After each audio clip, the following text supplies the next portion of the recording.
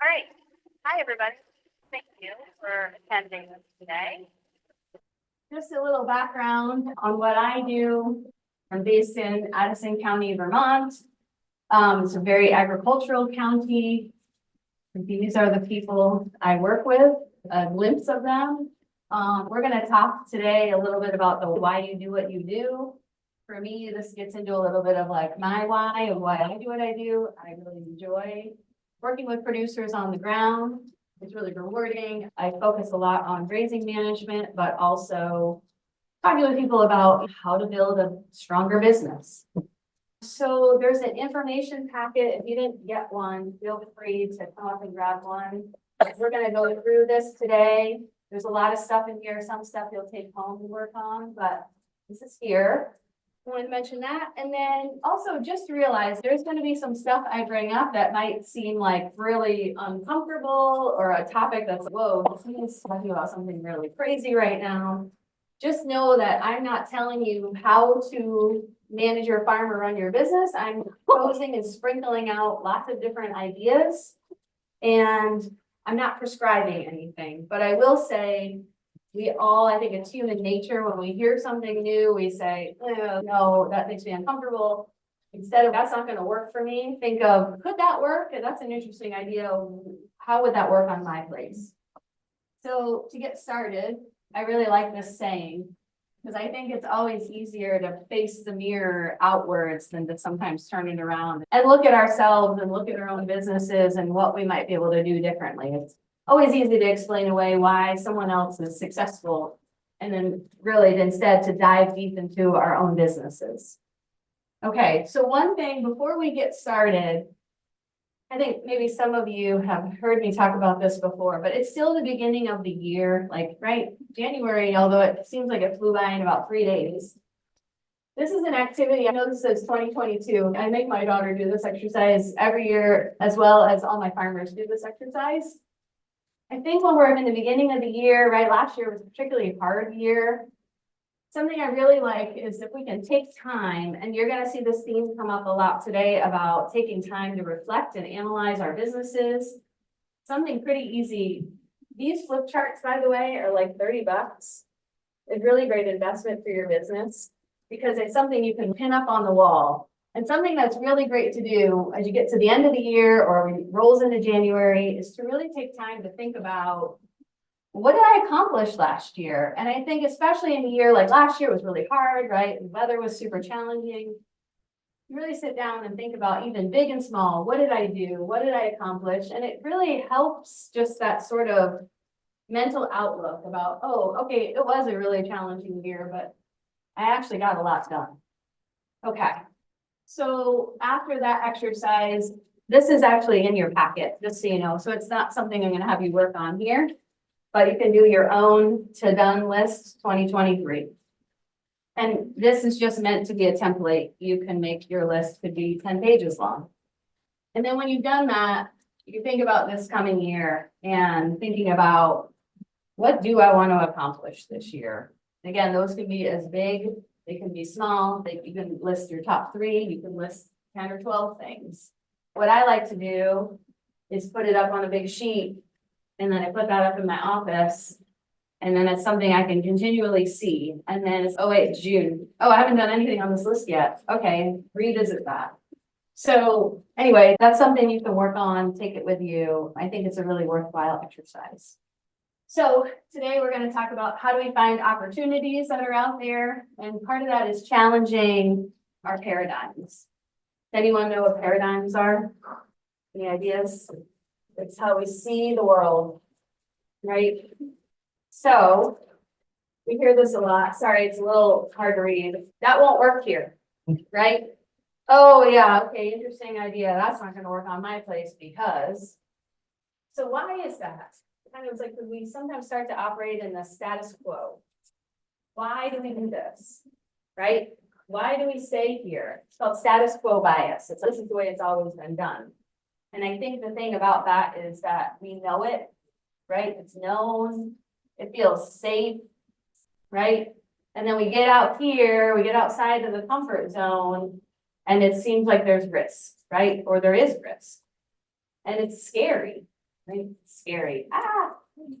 So, right, we resist change because it's scary. The peer pressure, right, is a real thing, right? Oh, when neighbors think if I do something totally crazy. I had a farmer who, actually I showed him in one of the first slides. He transitioned his conventional dairy, his confinement dairy. He started grazing his cattle 4 years ago. And when he started putting in the fence posts, all of the neighbors were like, what is he doing? And he really relished the fact that everybody was talking about him, but not everybody does, right? Basically, I think what happens is we can really overestimate this, and there's ways we can minimize this, right? With planning, doing our numbers, making sure we have a really good understanding of what this leap is going to be. This saying I really like that I've learned that said, you have the perfect systems in place for the results you are currently getting. Okay, so is it possible to be 100% efficient and 0% effective? So that is in your packet. It's the next page. Okay, I would say just take a minute to think about that. Whether it's in your farm or just in your own life, is there a place where it's, oh, how effective am I being? One of the things, the Pareto principle says 20% of our time gives us 80% of our results, right? So there's a lot of time we spend, I think all of us, right? Everything busy all the time. We might do a lot of things that I was like, we're chasing this and that and putting out fires. How effective are we doing? So we want to make sure we're hitting the right target. And then also on this is a stop doing list. And this is to say, hand in hand with that last question. What are maybe some things we're doing on our farms that maybe we don't need to do? Maybe we can change those things so that we are more effective and getting more of the results we're looking for.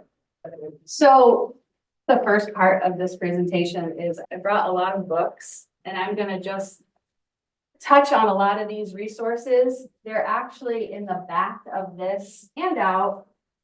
Just some books that I think you're going to notice. None of them are how to graze, what color tractor to buy, right? None of that here.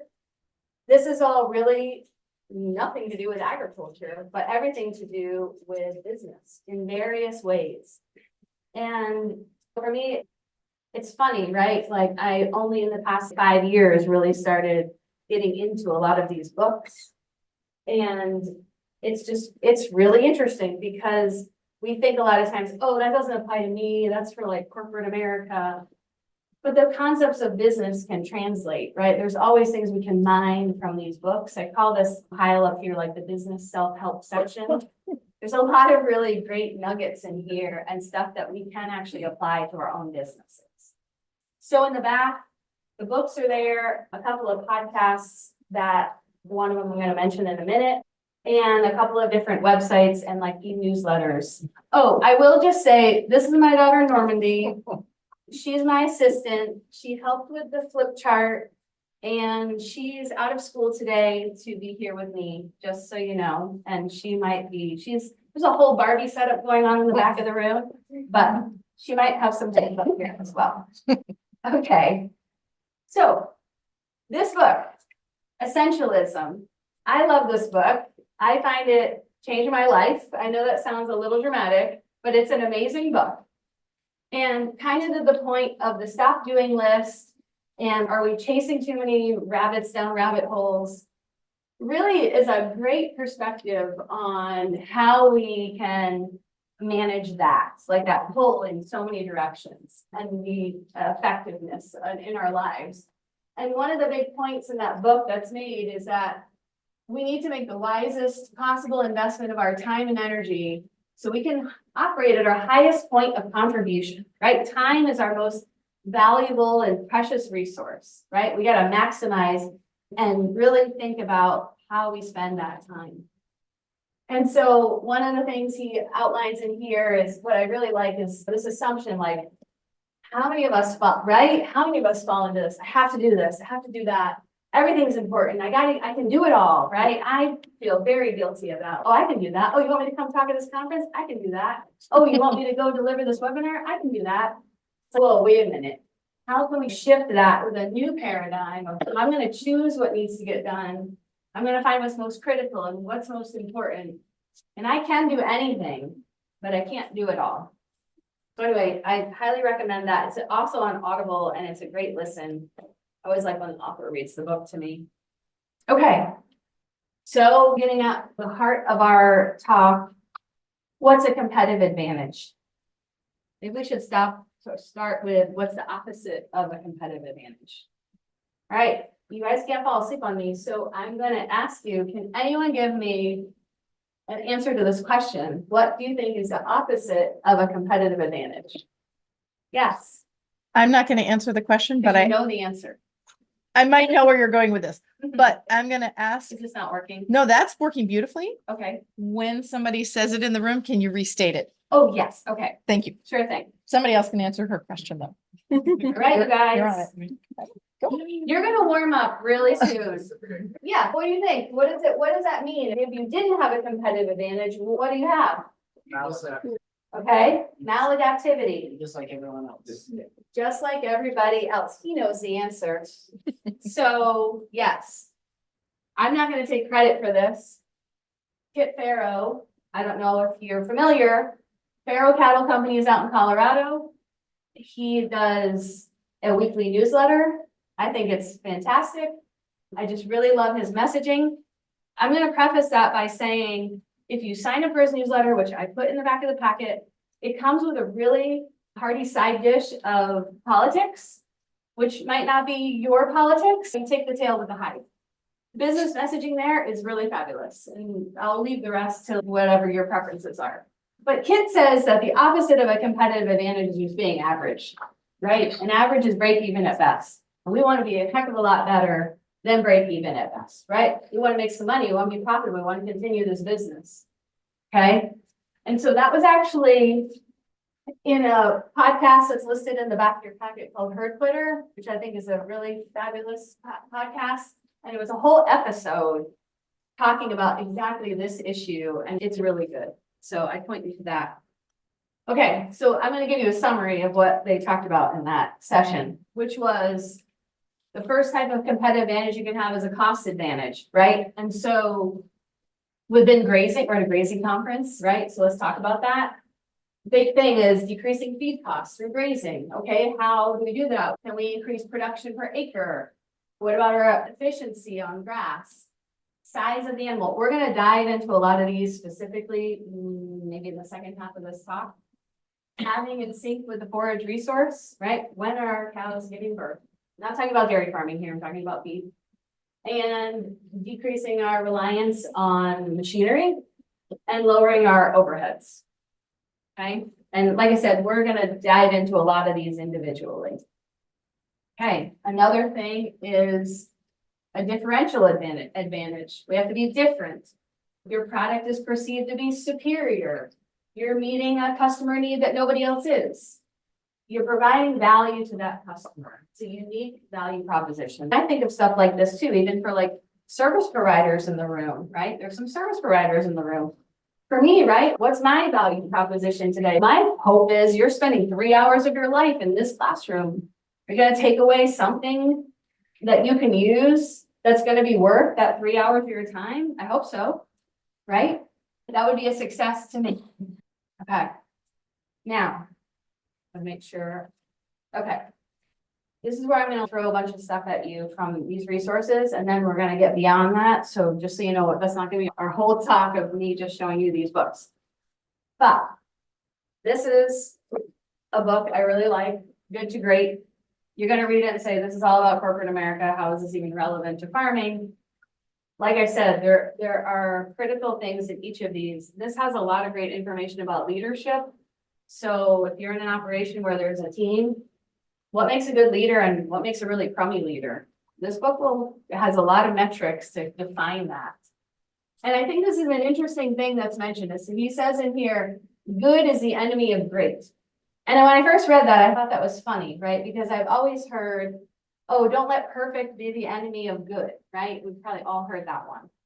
But I think his point was like, what if we're operating here?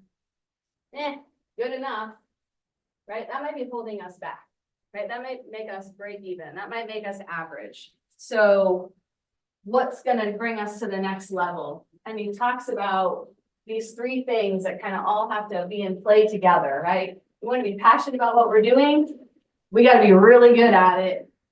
And it also needs to be an economic driver. Like it needs to make money. If it's not making money, then, right? What's the future? How sustainable is it? Gotten to spend a lot of time in Texas. Luckily, I've gotten to work with some really interesting ranchers across the Southern Plains. And this is a Texas thing. I love it. There's nothing in the middle of the road but yellow stripes and dead armadillos. Okay, so what does that mean? What that means is when we are going to make a change, we got to dive right in. We don't want to do something halfway, right? So when we decide to get out of this bubble, we better have done our homework so that we can do this with confidence. I'm going to show you some pictures later, what I would call dead armadillos. I will say, in all the times I've been down there, I've never seen a live armadillo. It's funny, they're all over the side of the road though. Okay, so I'm going to give you an example right now. It's probably not relevant to grazing, but you'll get the idea. Like 10 years ago in Vermont, more and more farmers started experimenting with no-till corn, right? It was like a big thing, like extensions talking about it. Farmers are interested. There's conferences. People are coming to hear about it. People want to try it on their own farms. And there were some people who just went all in on it, right? Talk about a leap of faith off the cliff, but they did their homework, but it was like, I hope this works. And then we had some folks who dabbled in the no-till, then they got scared, right? They're not criticizing them, but they might have gone in and done some tillage. And then they did no-till again, and then they did a little bit of tillage. Here's the problem, is that now you have all the costs of the old way of doing it and none of the benefits of the new way. So it's actually the worst case scenario often can be being right here, right? Versus staying here where it worked, or maybe going over here where it could be way better. But now here it's, no, this is actually the worst case scenario. So just something to keep in mind. Okay. So what's another competitive advantage? Okay, we talked about cost and we talked about differential advantage. I think another one is a business is run on systems. Okay. So this book, have people heard of this? The E-Myth? It's a really great book.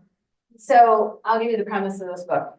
He talks all about this woman named, I think her name's Sally. Let's call her Sally. Sally grew up with her grandmother and Sally learned how to make amazing pies, right? Like the best pies in the world. And Sally says, oh, I'm such a good pie maker. I'm going to open a bakery that makes pies and I'm going to sell pies to people. But the thing is, in addition to making the pies, she has to now like control inventory and do ordering and clean the shop after the end of the day and maybe manage scheduling and all these other things. So then Sally sleeps 4 hours a night because Sally is doing it all. Sally never goes on a vacation, obviously. The premise here, if your business depends on you, you don't have a business, you have a job, okay? So that's fine, especially maybe a startup of a business. But right, we all want to get to a point where our business isn't like running our life. But it's okay to take a day off. We live in a culture of, oh, you farmer, you're sitting on the porch drinking lemonade. What's the matter with you, Troy Bishop? Right? Look at him over there drinking his lemonade. He's putting whiskey in it and everything. So anyway, just this idea that Sally might have to delegate. Sally's going to eventually hire someone maybe. But guess what? She better have a system in place. So that person is going to roll that crust out the same thickness, just like grandma did every single time in order for her business to stay successful. Okay. On this point about business and a job, it's another book, controversial guy. I really like him. Robert Kiyosaki. Look him up. People will tell you he's a fraudster. I personally love his books. You, again, take it with a grain of salt. Certain things, some of his politics you might not agree with, but whatever, the message is there. So what he talks about is this thing he calls a cash flow quadrant, okay? So here we see, it's hard to see, there's actually 4 boxes up there. E, S, B, and I see you, Pat, walking in late. Sorry, guys. It took me 2 hours of life. Sorry, not good. Okay, so E, S, B, and I, what do these mean? Okay, E is employee, S is self-employed, B is business owner, I is investor. Now let's just pause right there and say, we're not saying any of these are bad, right? But E means we work for our money. Like, we know every Friday, every other Friday, like we're getting a paycheck, right? Great. S is Sally that we were talking about, right? Sally wants to make pies. Sally's gonna start making pies and she's gonna make some money. When Sally eventually gets some systems in place so she can take a much deserved break after making pies for 10 years, she's now moving into the B, because guess what? Just like a lot of people, you're here, you're gonna go home, hopefully things aren't haywire when you get back. Good, that's what we want. We want to be able to walk away, and when we come back, things are okay. When we can't do that, you go home and all the cows are out and causing mayhem in your neighborhood, we might be in an S. And then we got to think about, how do I fix that? Because I want to have a life too. And I is when Sally makes enough money in her pie business that she goes buys a rental property in town, and now she got some passive income coming in addition to her pie making business, okay? And you can be in multiple quadrants. It's not like you have to be all or one. But this side, you work for your money, and as you start to move into those quadrants, your money starts working for you, basically, is the idea, okay? And like I said, you can be in multiple. You could be an E, you could have an S on the side, and maybe you have an investment somewhere. Now you're in 3 quadrants. Great. Multiple ways to make money. Okay. So I never practiced the whole 3-hour thing. I think we might have way more than we can talk about. So at some point we'll have to readjust, but we'll get there. Okay. This is a different quadrant. And I know a lot of people know this book, 7 Habits of Highly Effective People. I personally love this book. I think one of the things that I like a lot is this idea of the time quadrant. And so when we think about this, okay, we're not there yet. We've got things that are both urgent and important, right? This is the idea that, like, I got a dairy farm, and guess what? Twice a day, I gotta milk my cows. I gotta put up feed to them. I have to push up feed multiple times. I have to scrape the manure out so they're not standing. Like, if I'm not doing these things, it's really wheels are gonna fall off. It presses on me all the time, right? It's like this urgent thing. Okay, we're gonna skip 2 for a minute because we're gonna give some examples. This one, urgent, is not important, but it's important to somebody is the way I think of it. You know what I think of this for me? Meetings, right? It's, meetings, okay, do I need to be at this meeting, right? And that gets at, I will say, the message in essentialism is like, at some point is, do I need to be at everything? I don't need to be everything to everybody. It's okay. And quadrant 4 is like, not urgent, not important. That's where we retreat to, like, everything is coming down on me. I just got to escape, right? I can't handle it anymore. But I want to talk about quadrant 2, because quadrant 2 is this idea of not urgent, but it's really important. But because it has no deadline, we never really do it. So this is in your packet. It's called at the top, quadrant 2 audit sheet, okay? So here's the thing, this is a really long list. I'm going to mention some of these, but basically as you look through this, you'll see that you could run a business for 30 years or more, and you could never do any of these.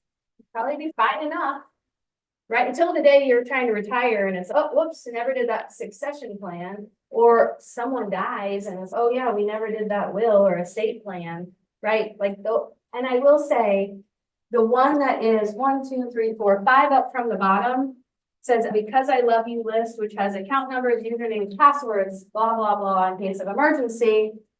This is in this, one of the things in this book, Elaine Fraze, and she's a consultant who works with farmers. She's in Canada. It's one of the things she talks about in this Building Your Farm Legacy book. This stuff happens, right? I had a farmer who, he was crossing his cows over the road and he got hit and run and he died. And all the records of every cow and what was going on that farm was in his brain. So you can imagine that wasn't a great situation. And this stuff happens, right? It's like, we don't want to talk about it. We should, because here's someone, but right, she's already upset and grieving, and now it's like, we got this whole other thing to untangle, right? It makes it much, much worse. So we can do that stuff and set aside half a day to write that stuff down, makes a big difference. You'll notice at the top, a mission and a vision for the business. We're actually gonna talk about that in a minute. Things about, what's our family living requirement? What's our profit target? Have we thought about that ever? We gotta first start thinking about how we make a profit. A plan for time off or vacation. It's not that crazy. Everyone should be having some time off. And then there's a whole section here about a lot of different financial stuff. Are we understanding all our farm finances? Do we understand our overheads? Are our taxes getting done on time? Do we have clear records, right? And then towards the bottom gets into things about if you had employees, if you have a staff of people, do we have a good manual in place? It might seem overkill, right? It's, oh, we only have a team of 3 employees.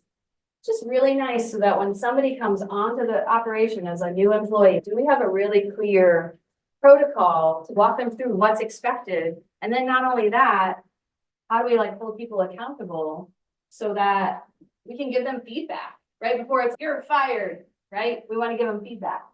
Yes. Okay, sorry. Okay. So that's that. So I'd say, think about this list. That's why it's in here, so you can look at it. Think about what might be you already have done, or if not, what are things that maybe you might want to think about doing? Maybe it's not, I'm sorry, it says 2023, but I think yours says 2024. Doesn't even have to be this year. You have a 3-year goal to check some of these boxes. So, like when we talked about quadrant 1 and 2, quadrant 1, right? It's urgent, it's important. Is this idea of we're just in the weeds, we're working in our businesses and the stuff that needs to get done.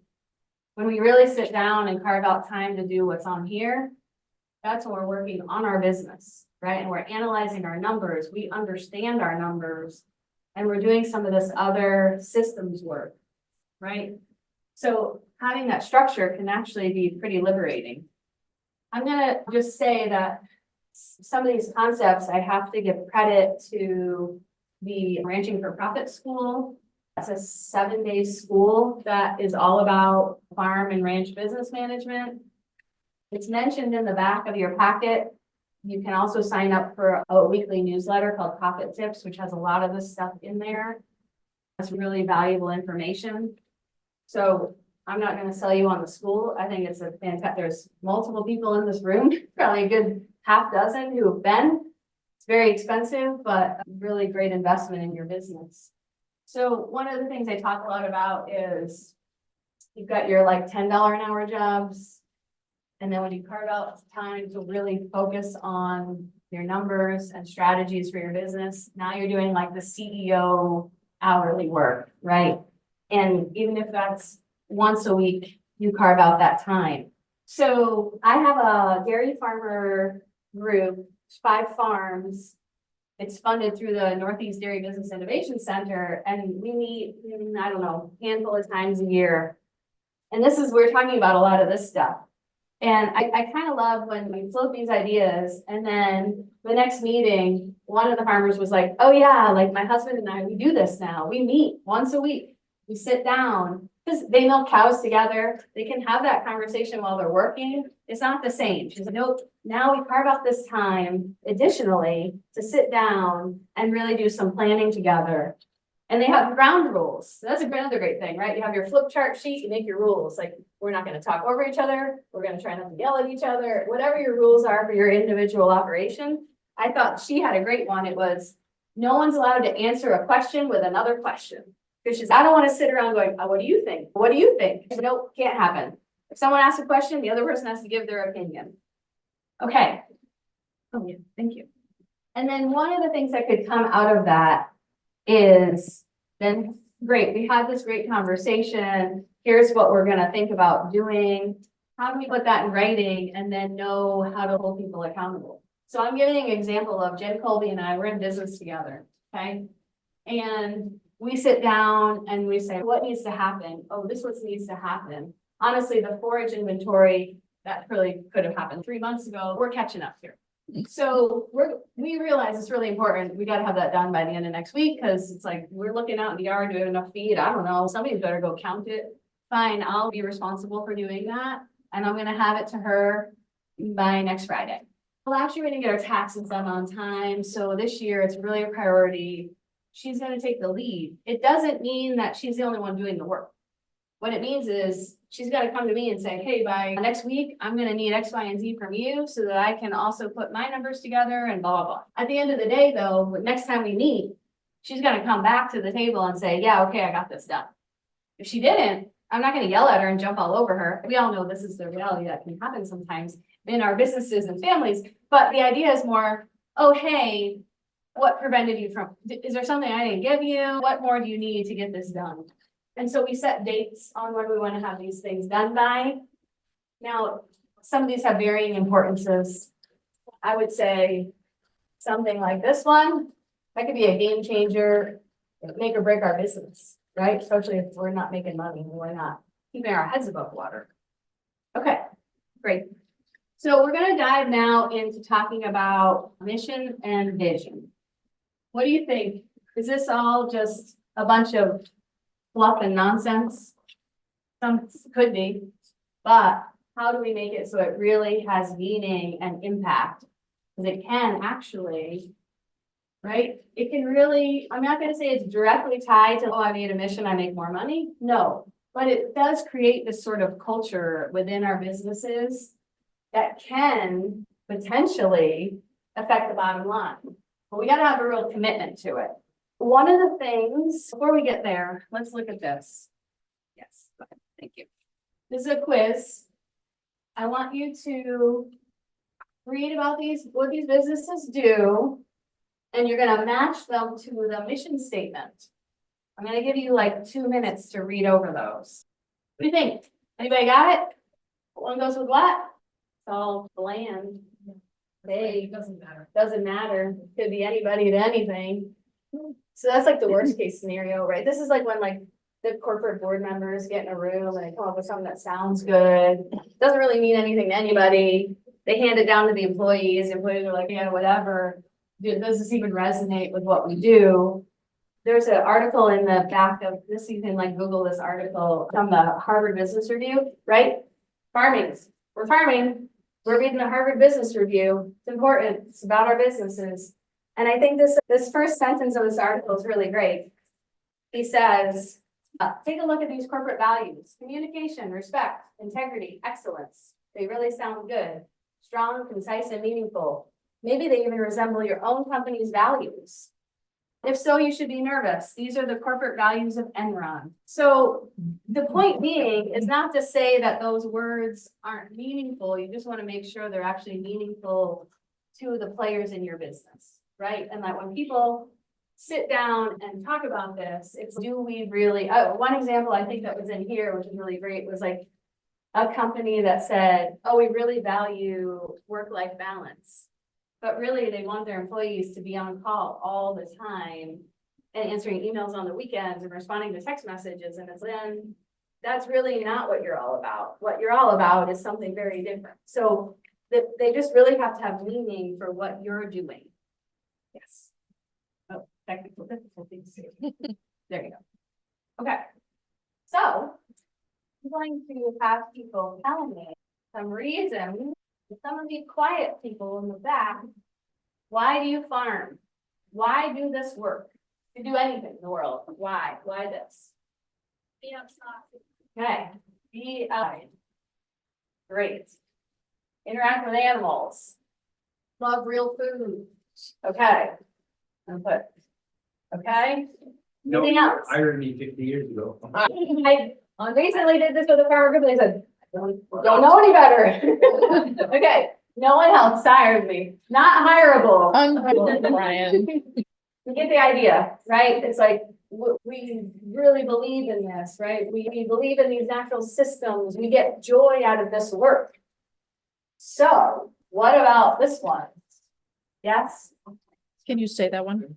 Sorry, yes, serve a customer. Something we don't often think about, especially in commodities, right? Because a customer might feel like they're really far removed, right? We hear that, oh, I feed the world. Not really, right? No, you're serving your buyer, who is the one that writes your check, right? That is your customer. The customer can vary depending if you're direct marketing and you're face to face with the people you're selling to. You ship milk, then that cooperative might be, that is your customer, whatever it is, who's writing your paycheck, that's your customer. And that kind of needs to be part of, oh, why am I doing this work? I gotta keep them happy. Okay. That's the difference between starting and continuing, right? If you're homesteading, I'm homesteading because I love real food, right? If you're farming, it's because you can make a business of that work because there's enough interest from customers or people in your neighborhood or in your community that want to support you. Sure. Will with their Yep. checkbooks. Yeah, that's why you continue to do it because there's a need where it's more interested. And that is a good segue to this of the elements of a mission, right? So there's three parts to it. So checking the time. Okay, so it's in here, crafting a mission. What's a mission? It's your purpose. Why do you exist? So there's three parts, which is, we press this a couple of times so all those words come up. Thank you. We got core values. Let's talk about values. We got customer value. We have owner value. Right? Because there should be something in it for us, right? That's what we want eventually. We want to get something out of this. They're very excited this is. Okay, so I will just say too, getting to your point about say homesteading or even service provider, there's also this idea of a personal mission statement. And that is actually really defined really well in this book, right? Just what are my principles for operating as a human being? Right? So that can also be, you can have both. You can have a mission for your business and then you can have a personal mission. It's an interesting concept. So anyway, just to mention that. Okay. I think what I'm gonna do, I was gonna have you take some time to work on this. But I think maybe just because we do have so much to talk about, I'll have you take this home. Something you can continue to think about, but really dive into what are your values and principles? What do you believe, right? And some people mention some of these, right? I would say dig a little deeper, get as specific as you can. Customer value, thinking about who are my customers? Why would they do business with me? What need are you meeting? What's your value proposition? Kind of like we talked about in the very beginning. And then owner value, what are you getting out of this? Anything yet? You put a lot into it. You could also have that. What have I put into this business? What do I eventually want to get out of it? Maybe I eventually want to get dividends and returns out of this business. Right? But those might also not be financial returns. So I would say here's the thing. Everything in here, like this kind of stuff, you could spend a couple hours. You could take a few weeks to go through some of these and say, all right, let's sit down this morning, an hour or two, and I'm going to really think about this. If you have a mission statement, just know that it's not set in stone. Like it can evolve because things change over time. And actually, I'm going to show you a couple things about this next. Yeah, hold on one second. We're going to watch a video. A lot of you have seen it, but I think it's worth revisiting right now. Simon Sinek, I'm sure you know him. Start with why. The book too. Okay. Oh, nope, we already talked about this. I know my assistant told me to flip the chart and I ignored her. She knows that she wrote it. Okay. There we go. Okay. So this video, we're not going to watch the whole thing. It's 18 minutes long. I'd say you can Google it and you can watch the entire video. We're just going to watch like the first 4 minutes because I think it's most relevant for what we're talking about here. There's a little intro, so we'll get through that. So where do you start when you have a program that's about integrating life to passion? You start with why. Why? And that kicks us off for the first speaker tonight, Simon Sinek, in his talk. Start with why. We assume even we know why we do what we do. Then how to explain when things don't go as we assume, or better, how do you explain when others are able to achieve things that seem to defy all of the assumptions? For example, why is Apple so innovative? Year after year, they're more innovative than all their competition. And yet they're just a computer company. They're just like everyone else. They have the same access, the same talent, the same agencies, the same consultants, the same media. Then why is it that they seem to have something different? Why is it that Martin Luther King led the civil rights movement? He wasn't the only man who suffered the civil rights in America, and he certainly wasn't the only great orator of the day. Why him? And why is it that Wright brothers were able to figure out control powered man flight when there were certainly other teams who were better qualified, better funded, and they didn't achieve powered man flight? There's something else at play here. About 3.5 years ago, I made a discovery. And this discovery profoundly changed my view on how I thought the world worked, and it even profoundly changed the way in which I operated it. As it turns out, there's a pattern. As it turns out, all the great and inspiring leaders and organizations in the world, whether it's Apple or Martin Luther King or the Wright brothers, they all think, act, and communicate the exact same way. And it's the complete opposite to everyone else. All I did was codify it. And it's probably the world's simplest idea. I call it the golden circle. Why, how, what? This little idea explains why some organizations and some leaders are able to inspire where others aren't. Let me define the terms real quickly. Every single person, every single organization on the planet knows what they do 100%. Some know how they do it. What you call it your differentiating value proposition or your proprietary process or your USP. But very few people or organizations know why they do what they do. And by why, I don't need to make a profit. That's a result. It's always a result. By why, what's your purpose? What's your cause? What's your belief? Why does your organization exist? As a result, the way we think, the way we act, the way we communicate is from the outside in. It's obvious. We go from the clearest things to the obvious things. But the inspired leaders and the inspired organizations, regardless of their size, regardless of their industry, all think, act, and communicate from the inside out. Let me give you an example. I've used Apple as a reason instead, and everybody gets it. If Apple were like everyone else, a marketing message that might sound like this. We make great computers. They're beautifully designed, simple to use, and user-friendly. Want to buy one? And that's how most of us communicate. That's how most marketing is done, that's how most sales is done, and that's how most of us communicate interpersonally. We say what we do, we say how we're different or how we're better, we expect some sort of behavior or purchase a vote, something like that. Here's our new law firm. The best lawyer for the biggest client we always perform for our clients, do business with us. Here's our new car. You get great gas mileage, it has leather seats, buy our car. But it's uninspiring. Here's how Apple actually communicates. Everything we do, we believe in challenging the status quo. We believe in thinking differently. The way we challenge the status quo is by making our products beautifully designed, simple to use, and user-friendly. We just happen to make great computers. Want to buy one? Totally different, right? You're ready to buy a computer from me. All I did was reverse the order of the information. People don't buy what you do, people buy why you do it. People don't buy what you do, they buy why you do it. This explains why every single. Okay. So that's 4 minutes of this 18-minute video. And I thought we could start with that. Do people like us off or on? Oh, there we go. You might fall asleep now. We're gonna take a break very shortly. The audio wasn't great, but hopefully you got the gist.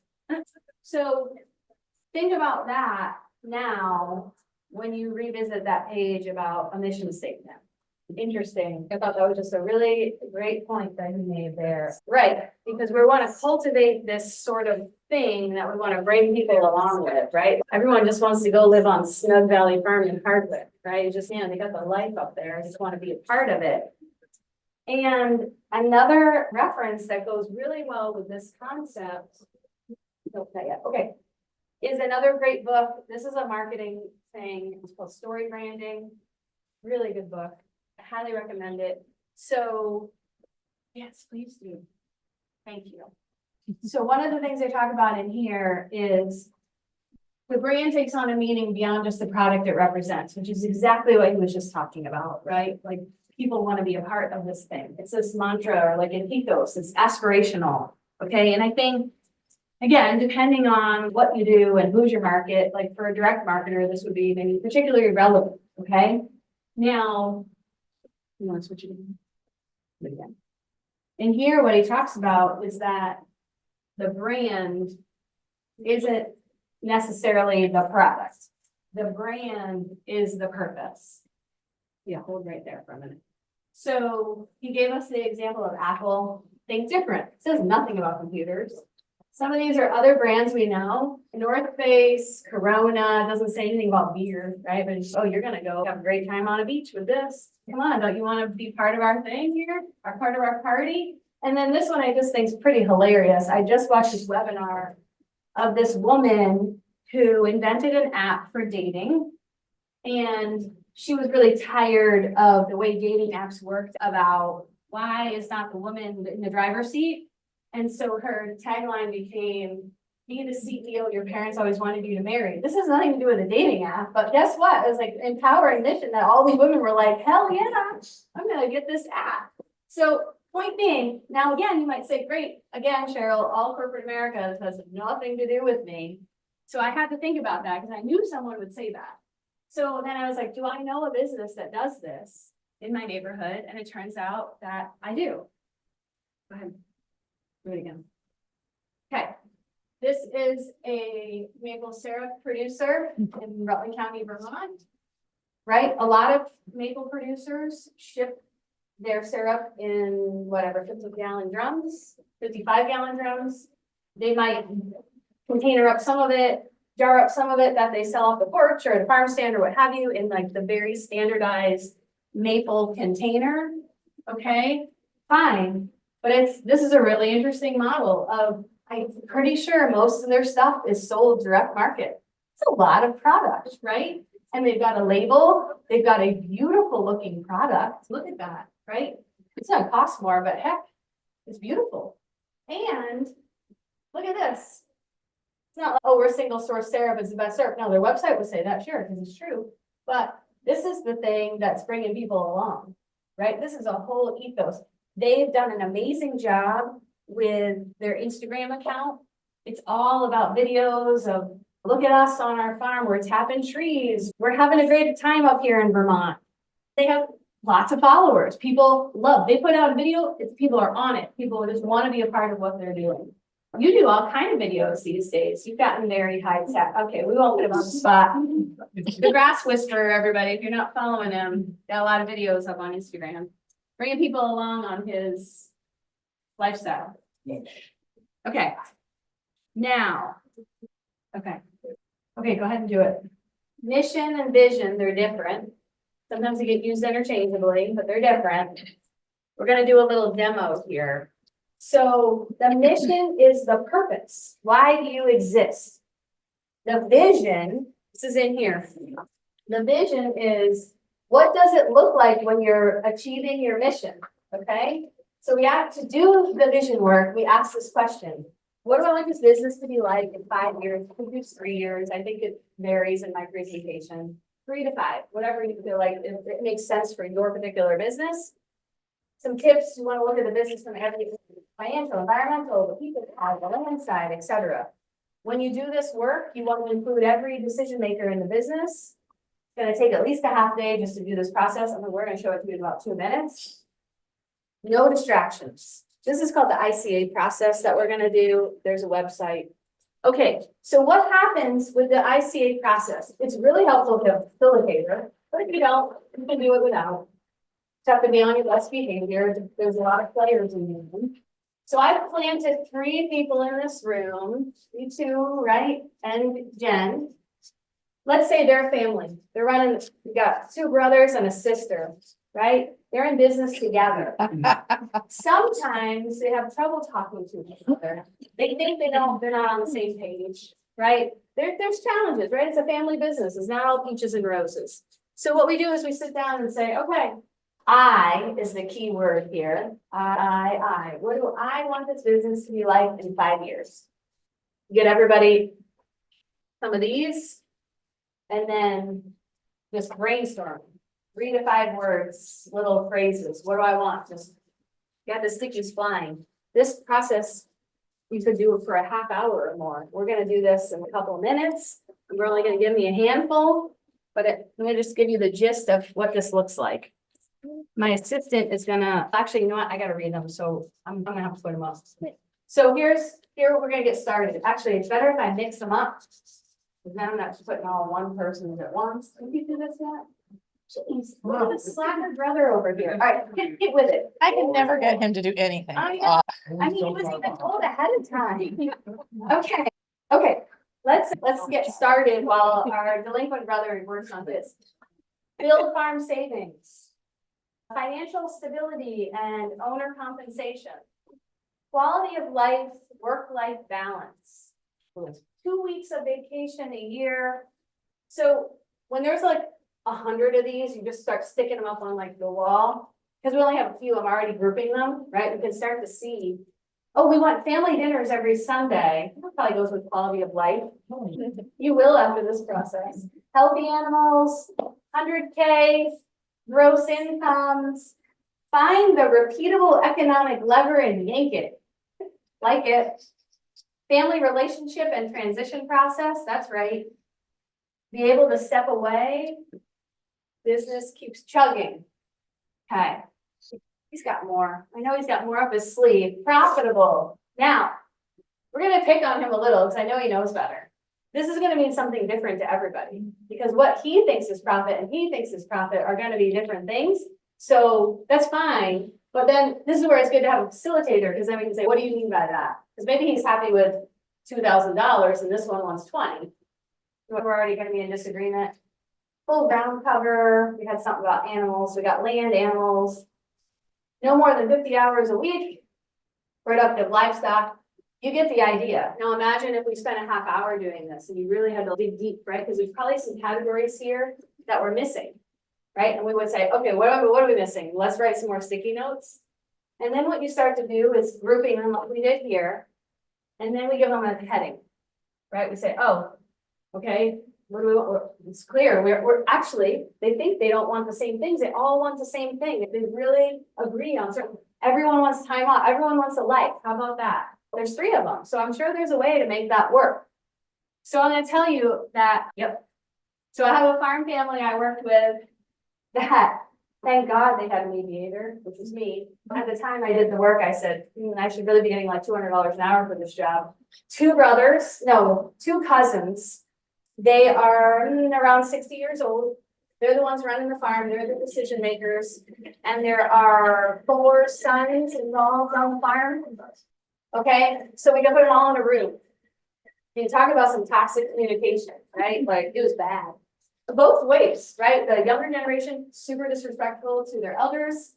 The older generation, thinking these guys are a bunch of knuckleheads. It's, yeah, but they've given up a lot to be here, right? They're putting off employable years of their life on the farm. So we got to give them some credit here.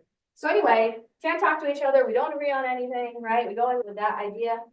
And then we do this exercise. This took us to get from what we just did, this to get to here was 5 hours. Because there was a lot of, hold on a minute, he's talking, so you're gonna wait, okay? But here's the interesting thing. We were able to group these things and you can see there's different colors in each grouping, meaning multiple people were saying the same exact thing. We gave them titles and then the vision writes itself. Look at this, I'm gonna tell you who it is. The ABC Farm is a strongly structured business, standard operating procedures. Everyone knows their role. There's a big problem on this place. It's simple, it's profitable, it's efficient, right? We got positive family communication. Everyone wanted that. They did not have it. They couldn't even talk to each other, but that's what they were hoping for. This is a place where everyone is valued, right? There was a lot of hard feelings here. The next generation's involved, but they have a clearly defined career path. Do they have this just because we wrote it? No, but this is step 1, right? We got everybody on the same page and now the real work happens. Because each one of these is going to be like a day long, right? And you're dairy farmers, like we got to carve out time for this. It's going to take a while. Some of these things are really important though, right here. You get young guys on the farm, not taking other jobs, but yet no promises for anything in the future other than, yeah, someday you might inherit this, but no guarantees. So we want to figure this out. We want to figure out their roles, right? Or something here about roles. What are their roles? What are we expecting of these guys on both fronts? The older generation, they got to start delegating. What does that look like? And the family communication, right? When I talked about the rule of the meeting of don't ask a question with a question, answer a question with a question, for them, it's gonna be like, yeah, when we get together as a family, here are the rules of how we're gonna meet. And if you break it, we're kicking you out, right? Because we already said we're gonna talk to each other in a nice way, blah, blah, blah, blah, blah. Maybe we have 10 things. And this starts to set up those systems and structure. I can guarantee you, if this farm made this happen, it would be a heck of a lot better business than it is today, right? And that has nothing to do with milk production. It has nothing to do with the forage production. This alone would be a game changer for these guys. It didn't work for them. We're not there yet. We just did this. So next step is, I have my ideas of what we're gonna tackle next. Some of it involves around who does what, who has what role. So that's on the table. So all these that you put up here, they seem to be like, they're not necessarily what the business is gonna look like in 5 years, but the lifestyle of the business on. Yes, so you could, again, we're doing this very abbreviated, right? So you really cover all of that. And so like in this one, there's some stuff specifically about money. There's specifically about the production, like facilities we want, like how we running more efficiently. Oh, we're working on antiquated stuff. So they can cover all those angles. And yes, but lifestyle is also a big part of it. Now, again, it's aspirational. It's not what they're doing right now. But it's the first step to think about how are we going to get there. And I'm not saying it's easy and it's all peaches and roses, and maybe they won't. But right, this is going to take real commitment and on their side of things to really make this happen. Even to make half of it happen, for goodness sakes. Okay, we're gonna do one more thing and then we're gonna take a break. It's working out perfectly, yes. Before you move on, as far as vision statements, from what I've seen, they're not something you do and put away on the shelf and never look at it again. That's exactly They're right. read before every meeting, so sit down as a group, read that, and it changes the whole dynamic of the conversation. It's gonna be the conversation, what you decided.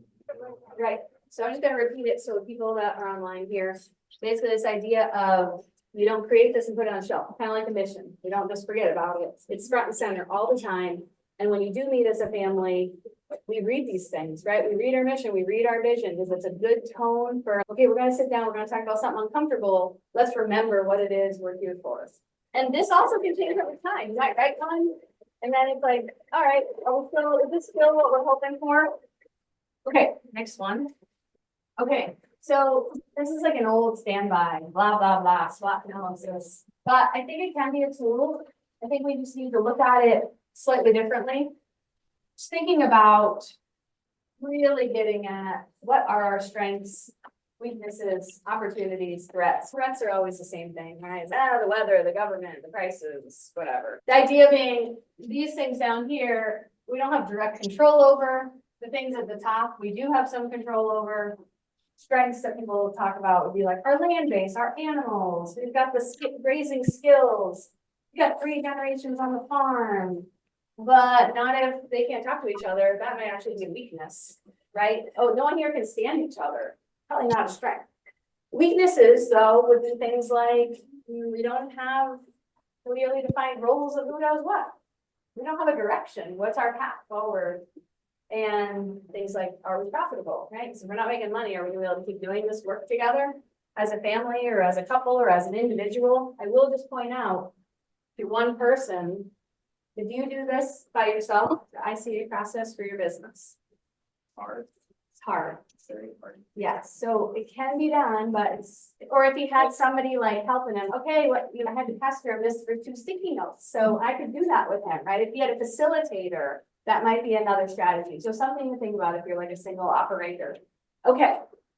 But the idea is, can we identify our weaknesses and maybe strengthen them? Oh, I'm going to build some of these systems into my business. It's going to make me have a stronger business. What about threats? It's hard. Are there hidden opportunities? It's going to be case by case, right? There's so many differences, right? Some threats are like, it's hard to get land in my area, rental prices are going up. That's a threat. How am I going to find an opportunity in that? What are other opportunities in my business? Maybe I'm not thinking about. Maybe it involves something radical, changing up enterprises, right? Some things might just be like, I don't really want to do that. Now I'm feeling uncomfortable. But I'd say really challenge yourself on that. And there's a template in here to work off of. Like I said, I know SWOT analysis is like a tired old thing, but I think there's a way to revisit it. And I think on that note, we're gonna take a break. So you can move around, it's really hot in here, because I think it is. I think we're gonna take a break for 15 minutes. So you get bathroom break, water break, there's supposed to be snacks, maybe? Yes? I totally didn't hear that because I was checking this Oh, out. sorry, don't worry. I didn't know if there's snacks. Oh, the snacks are. Okay. I'm gonna turn this off. Yep, snacks are coming in just one moment. Okay. Beauty. All right, you guys, there'll be beverages later. Hey, what's maybe some grazing or Maybe a little bit, maybe. you said this is a grazing company. It is, but we're talking about competitive advantages. Okay. One point that was made during the break, which I think is a really good one, so I'm gonna repeat it, is the idea too of you're operating down here, right? When you're thinking about threats, for example, it might not be totally just eliminating it. That might not be possible. How do you minimize the bad, right? And how do we kind of accentuate this? Really just some nuance there, and I wanted to mention that, so thank you. Okay. So when I'm working with producers on grazing management, the thing I hear the most, right, is it's gonna pay. Right? I want to see a payback on this, especially when I'm working with people that maybe haven't raised animals before. We talked about that circle and the risk. Yeah, What? Show me the money, but what's your market first? Who you gonna sell it to? So you can have an idea if you're gonna see the money. yeah, so I think it just depends on what stage your business is at, right? So if you're already a dairy farmer shipping milk, and you're gonna transition to a totally new type of management style. The question is this gonna pay? Or is this gonna, I'm working with farmers that are operating on like a margin about this small. There is no room for a mistake, right? I have a farmer who I showed him in the beginning in that collage of photos.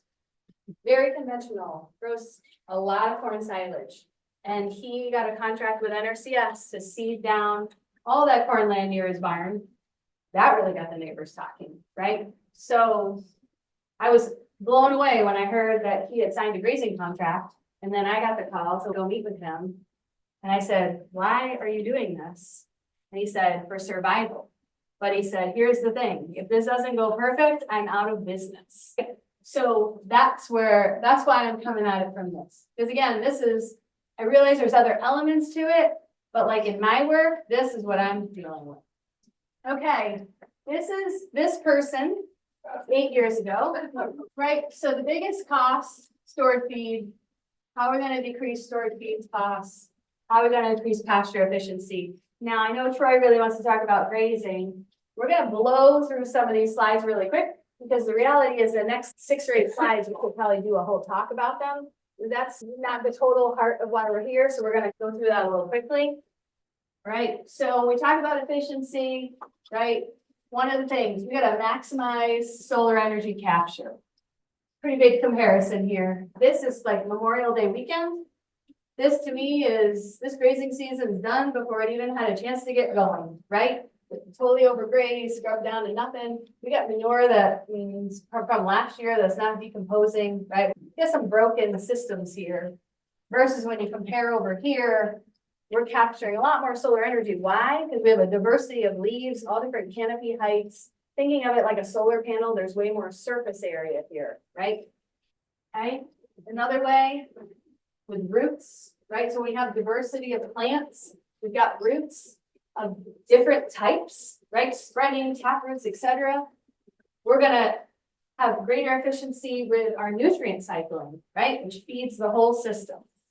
Right, and then also utilization, right? This is a kind of a nice schematic out of the holistic management textbook. Just this concept of when we severely graze, not to say there's not a time and a place to severely graze, not talking about overgrazing right now, we'll take it down, right? Like the total grazing, okay? Doesn't mean you can't do that from time to time as a management tool. I'd say that's like a grazing 201, not 101. It just means it's gonna take a lot longer for that plant to recover. Right? So when we take less, we're gonna be able to go back to it sooner, okay? So we wanna think about what we're utilizing, what we're leaving behind, and then when we go back onto it. Okay, and then thinking about stocking rate, is supply and demand in balance, Okay? Is grazing the centerpiece of our operation or is it an afterthought? Are we this is more, we're talking about organic dairy regulations, are we shooting for the minimum dry matter intake? Or are we going beyond that? Right, because I'm working with some non-organic dairy grazers who are at 55, 60% dry matter from pasture. And I will always wonder why, so they're not hindered by this, I only gotta meet the 30%. Now, obviously, there's organic folks far surpassing 30% as well, so we see a whole spectrum there. Are we giving ourselves enough of a buffer, right? Meaning, whether it's dry or too wet, right? I mean, in drought, right? We have years, like in my county, we're in the Adirondack rain shadow. We are inevitably dry in the middle of summer, not so much last year, but we were dry in the spring. We really have to be able to make sure we have enough acres so that when it's dry, we can keep grazing. But I will say on the flip side, last year when it was so wet, you tighten that up, you're gonna have a mud hole. So you open it up and you lighten the stock density. It just means you're gonna get around so much quicker. But where else are we going? Because now it's not going that quick enough. Okay, so we're not doing these things. Are we overstocked? We got to ask ourselves that question. It's we either need to increase supply, right? We need more acres, or we got to decrease animal numbers. And there's something like people don't often want to talk about, right? Especially when I might be working with someone who's got cow, calf, grower, finisher cattle. They're on a really small scale though. And that's why we're doing all of these. We don't have the land base to truly do all three of these things. I'm going to talk about that again in a few minutes. And then another thing is the system's going to run so much better with really good infrastructure. So here's a before and after. It's actually looking at it from two different ways, but you get the idea. This is what our soil does. Nice heavy clay soil. Dairy cows walking back and forth to the barn through this. Really hard on the animal's feet. Also, when it's wet, they're coming into the barn covered, the udders, the teats are covered in mud. Takes a lot of time to clean, it's affecting milk quality. Nice NRCS funded laneway right here. Okay, makes a big difference here. It's a very simple solution to this. We need more watering points, right? So we got one giant tub. We know what happens, right? They're all hanging out there. They're like up to here in mud. It's really hard on the animals as well. We just need, there's already was a pipe running. We just got them a bunch more tubs, right? Increase the efficiency. Animals walking less distance to water means they're not all going and standing around at the same time. Both of these scenarios, as they were, costing the farmer money. Some of it more hidden than others in animal health quality and labor. Just a quick thing, talking about, and I know we have a whole probably spectrum of folks here, also with different types of operations, experiences, how we calculate percent dry matter from pasture. It's in your packet. There's another thing in your packet, and we're not going to go over it today because we don't have the time. And it's more of, you could probably get this tomorrow in one of the grazing, like I think the kind of the grazing 101, I forget what it's called, but you probably go over something like this where you figure out like how many acres do you need for the X number of animals. That calculator sheet's here. I gave you an example, and then there's a blank one, essentially a blank one. Okay, the next sheet talks about figuring out percent dry matter from pasture. I'm just going to show you this one because this is a real live example of one of my farms. So we look at what's he feeding during the non-grazing season. All right, he's feeding some haylage, he's feeding some corn silage, and he's feeding grain. And what we do is we get at what's the total ration in dry matter, right? Great. Then we say, what's he feeding in the summer? We took away the corn silage and he cut the haylage in half. That's pretty significant. Okay, we get a number. And then all we do is we subtract. We take the summer from the winter, we get a number. We divide that back into the winter ration number, the 37.1, and we get a percentage. He's at 54% dry matter from pasture. This is someone who the year before never put a cow out on grass. Pretty amazing. Every time I went there, I was like, are you sure you haven't done this in another life? But anyway, it's in here. You can look at it in more detail, and then it's in place. And if you wanted to play around with that, again, it's going to depend. If you're grass-fed beef and the animals go out and you don't feed them anything else, obviously you're going to be 100%. Okay, let's see. I want to do a quick. Maybe it's not set. Yeah. Can you put that? Oh, yeah, okay, so just to mention then, great, we got a number of the 54%. What we did is we took the savings of what he would have been feeding year round, and we put a value on it of what he didn't feed. And we came up for, I think this was 20 weeks, 22 weeks. We got $17,000. That's real money. That's significant for this operation, 75 cow herd. And that was only 22 weeks. So every week beyond that, we're adding on to the savings. Okay, right, we know this is our biggest cost, is trying to get through the winter. How are we gonna maximize this? There is a sheet in your packet. I'll have somebody at least get out a calculator for me. We're gonna do an example. And then I'm gonna put some stuff up on here as well. So how do we know how much feed to get through the winter? We're gonna use an example of someone who basically feeds cattle stored feeds from mid-October through May 1. I'm gonna do the math for you. It's 197 days. This is assuming not a leap year. Cut me a break here, it isn't, whatever. Okay. Minus two. I've already done the math and then I realize there's 29 days. I don't care. We're gonna pretend there isn't. Now, we're gonna also use our example of this is not 50 animals. They weigh 1,200 pounds. Okay. So look at the top box. How many livestock? What's their weight? What's their dry matter intake as a percent of body weight? We typically, for cattle, will go with 3%. And the feeding period, which I just told you what it was. So 50 times 1,200 times 0.03 times 197 gives us what? 354,000. Yes, correct. 354,600 pounds of dry matter is needed to maintain this group of animals for this time period, okay? Now, okay, we got to think about this in terms of, we're going to use round bales because it's easy. How many bales of hay do we need, or make, or buy, or both, or what? Okay, so how do we do that? Kind of like I showed you in the last one, when we have as fed, we want to get to dry matter, we multiply.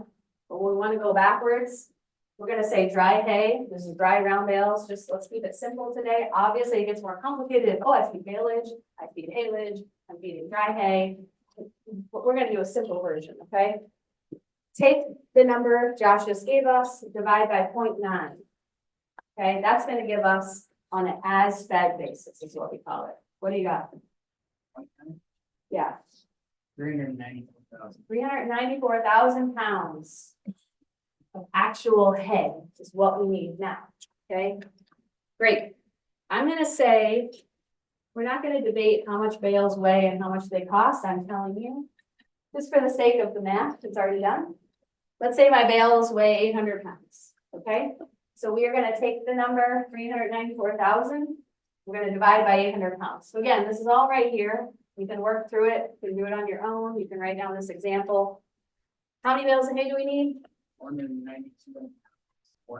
493 bales. This marker is no good, and I should just throw it in the garbage once and for all. Okay.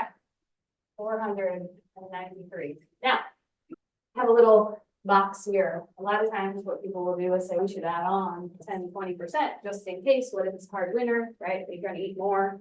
So you would have a little bit of a buffer there. Okay. Now, what we're going to do is, not yet, you can keep it right there. We're going to look at on a per cow basis. I'm going to go back to, I'm going to do a few things on here. Hopefully it won't get too messy. We talked about the, 394,000. That's the total number of pounds of feed we need with 50 cows. Okay. Come up with 7,880 pounds. We divide by 2,000 to get tons. 3.94 tons per animal to get through the winter. It's a lot. What's the RFP? What's that ranch management's benchmark on winter feeding? Maybe half a ton. So here's the thing. You could be the best grazer in the Northeast, and it might probably be hard to get. You might be pressed to get to that. I'm gonna point out a couple of things about you guys in a minute. So let's look at this. Let's go with this. Okay. It's a lot. This is a big number. When we talk about profit, this is our biggest cost right here. Okay. I'm going to say that, hey, we could probably debate for a while what feed costs per ton right now. I'm going to say 150. I'm sure there are people who would pay more than that. There's people who would say, oh, I can get it way cheaper. Let's go with 150. So when we multiply, this is what we need per cow times $150 a ton. That's $591 a cow. What it's costing us per animal to feed. It's a lot of money. Okay, great. Now, $591. Basically, what's it gonna cost me to feed this herd through the winter? $29,000, $550. Now, that's someone who grazes for 168 days. Right, that's the grazing, this is the feeding. How about someone who's grazing for 220 days? Graze 220, feeds, I do my math, 145. I'm gonna tell you the answer. About 21,000. Okay? Can I pick on you? Sure. 220, you say this is not possible, really good. 220 days. He basically lives in the Arctic tundra. Why do people even live up there? Is what I always say. Just a tough environment. So it can be done. How do you do it? Planning, How much acreage do you like? What's your kind of stockpiling feed? stockpiling feed, stockpile 80 to 90 acres for the growing season. Okay, 80 to 90 acres stockpiled for what? When it gets to be like Thanksgiving? Yeah, mid-November. In November. Okay, great. All right, what if you graze 300 days? Means you fed 65 days. Can it be done in this climate? Yes. Yes, it can. Can I put you on the spot now? I already pointed to you, so I have to. Now, Ben Noderman would say the unfair advantage, the competitive advantage that you have is that you live in what Ben calls banana land, because we're in the Champlain Valley along the lake, so we do have a very different climate. So when you start to look at this, now, obviously, we're talking all different cow numbers, but for the sake of this, if this herd did this, what would this herd spend? Okay, about 9,700. Who has a competitive advantage, right? How do you do it? You don't give all your secrets, but like in general, how do you do it? It's planning, it's not using that forage during the growing season, stockpiling it. You know, it's a lot of snow, snow's not. Stockpiling for like a whole farm work, maybe. Farm, depends on, it's all about stocking the during. And I think this is where, when we think about beef cattle and dairy cattle, to me, like, it shouldn't even be both called cows, right? They're such different animals, and what's happening here is we're putting animals out on grass, they're gaining weight all season long, and then we can have them utilize that fat off their back. They don't need primo second cut feed all winter long. And so it's part of, you know, how it's done. Okay, one other thing I wanted to do with this. Oh, I did read another sheet. Okay. It's just, this is separate than what we're talking about here, but we talk about the amount of hay we needed, right? We said 394,000 pounds. Okay. How many tons is that? 197 tons, 20 number of days. 197 tons. What's our yields on our fields typically? What if we had 3 tons per acre? How many acres do we need to get that? We need 65. What if we're only at 2 tons to the acre? If we're not blood fertility, if our ground's not great, we need 98 acres. Just showing that to make the point of, we got to think of the whole system. Sometimes low input might not always be the most financially viable, even though it's like we're spending less. Sometimes we got to spend a little money to make some money here. There's a big difference. Land's not cheap. So just want to point that out. Can you flip the, can you flip the screen from me? Here's an interesting concept. Move the animals to the feed versus moving the feed to the animals. What does that look like? I'm gonna use this sheet just because there's more space. Okay. So I'm gonna run through this really quick. To make sure, we have a lot to talk about. But I think this is valuable. Okay, let's do small sheep. They weigh 125 pounds. Sheep, we figure 4% of their body weight, is what they're gonna eat in dry matter. We got 150 sheep. And getting to be the end of the season, there's some land available kind of nearby. I can probably get a month. I'm done at home. I can probably get a month at this other property. That's the beauty of sheep, right? We've got this temporary fencing. Should I just transport these sheep somewhere else? It's gonna cost me, and I hear this a lot, was trucking's gonna kill you. I don't know, let's figure that out. 30 days, right? So what's it cost if I'm going to feed these sheep for 30 days if I'm gonna feed them hay? Okay, for the flock, 750 pounds of dry matter a day, 30 days is 22,500 pounds. And we divide again by 0.9, we're gonna figure out dry hay, about 25,000 pounds. Okay. My bales weigh 800 pounds again, same hay, they're $60. This is gonna cost me for the month, $1,687.50. That's just the feed itself, right? There's a cost to the feeding, right? So plus feeding, which is gonna be like, we gotta run some machinery maybe, we gotta put fuel in the tractor. We should really account, we're gonna talk in a minute about some hidden costs. There's repairs that might happen, they might not happen tomorrow, but they're gonna happen eventually. We gotta build that in somewhere, depreciation on the equipment, et cetera, et cetera. So there's more, so it's not just this, there's more. Okay, let's do this. Let's say, not what this costs, but cost me $500 to truck these sheep. Not that far away, let's say it's, I don't know, 10, 15 miles away, there and back.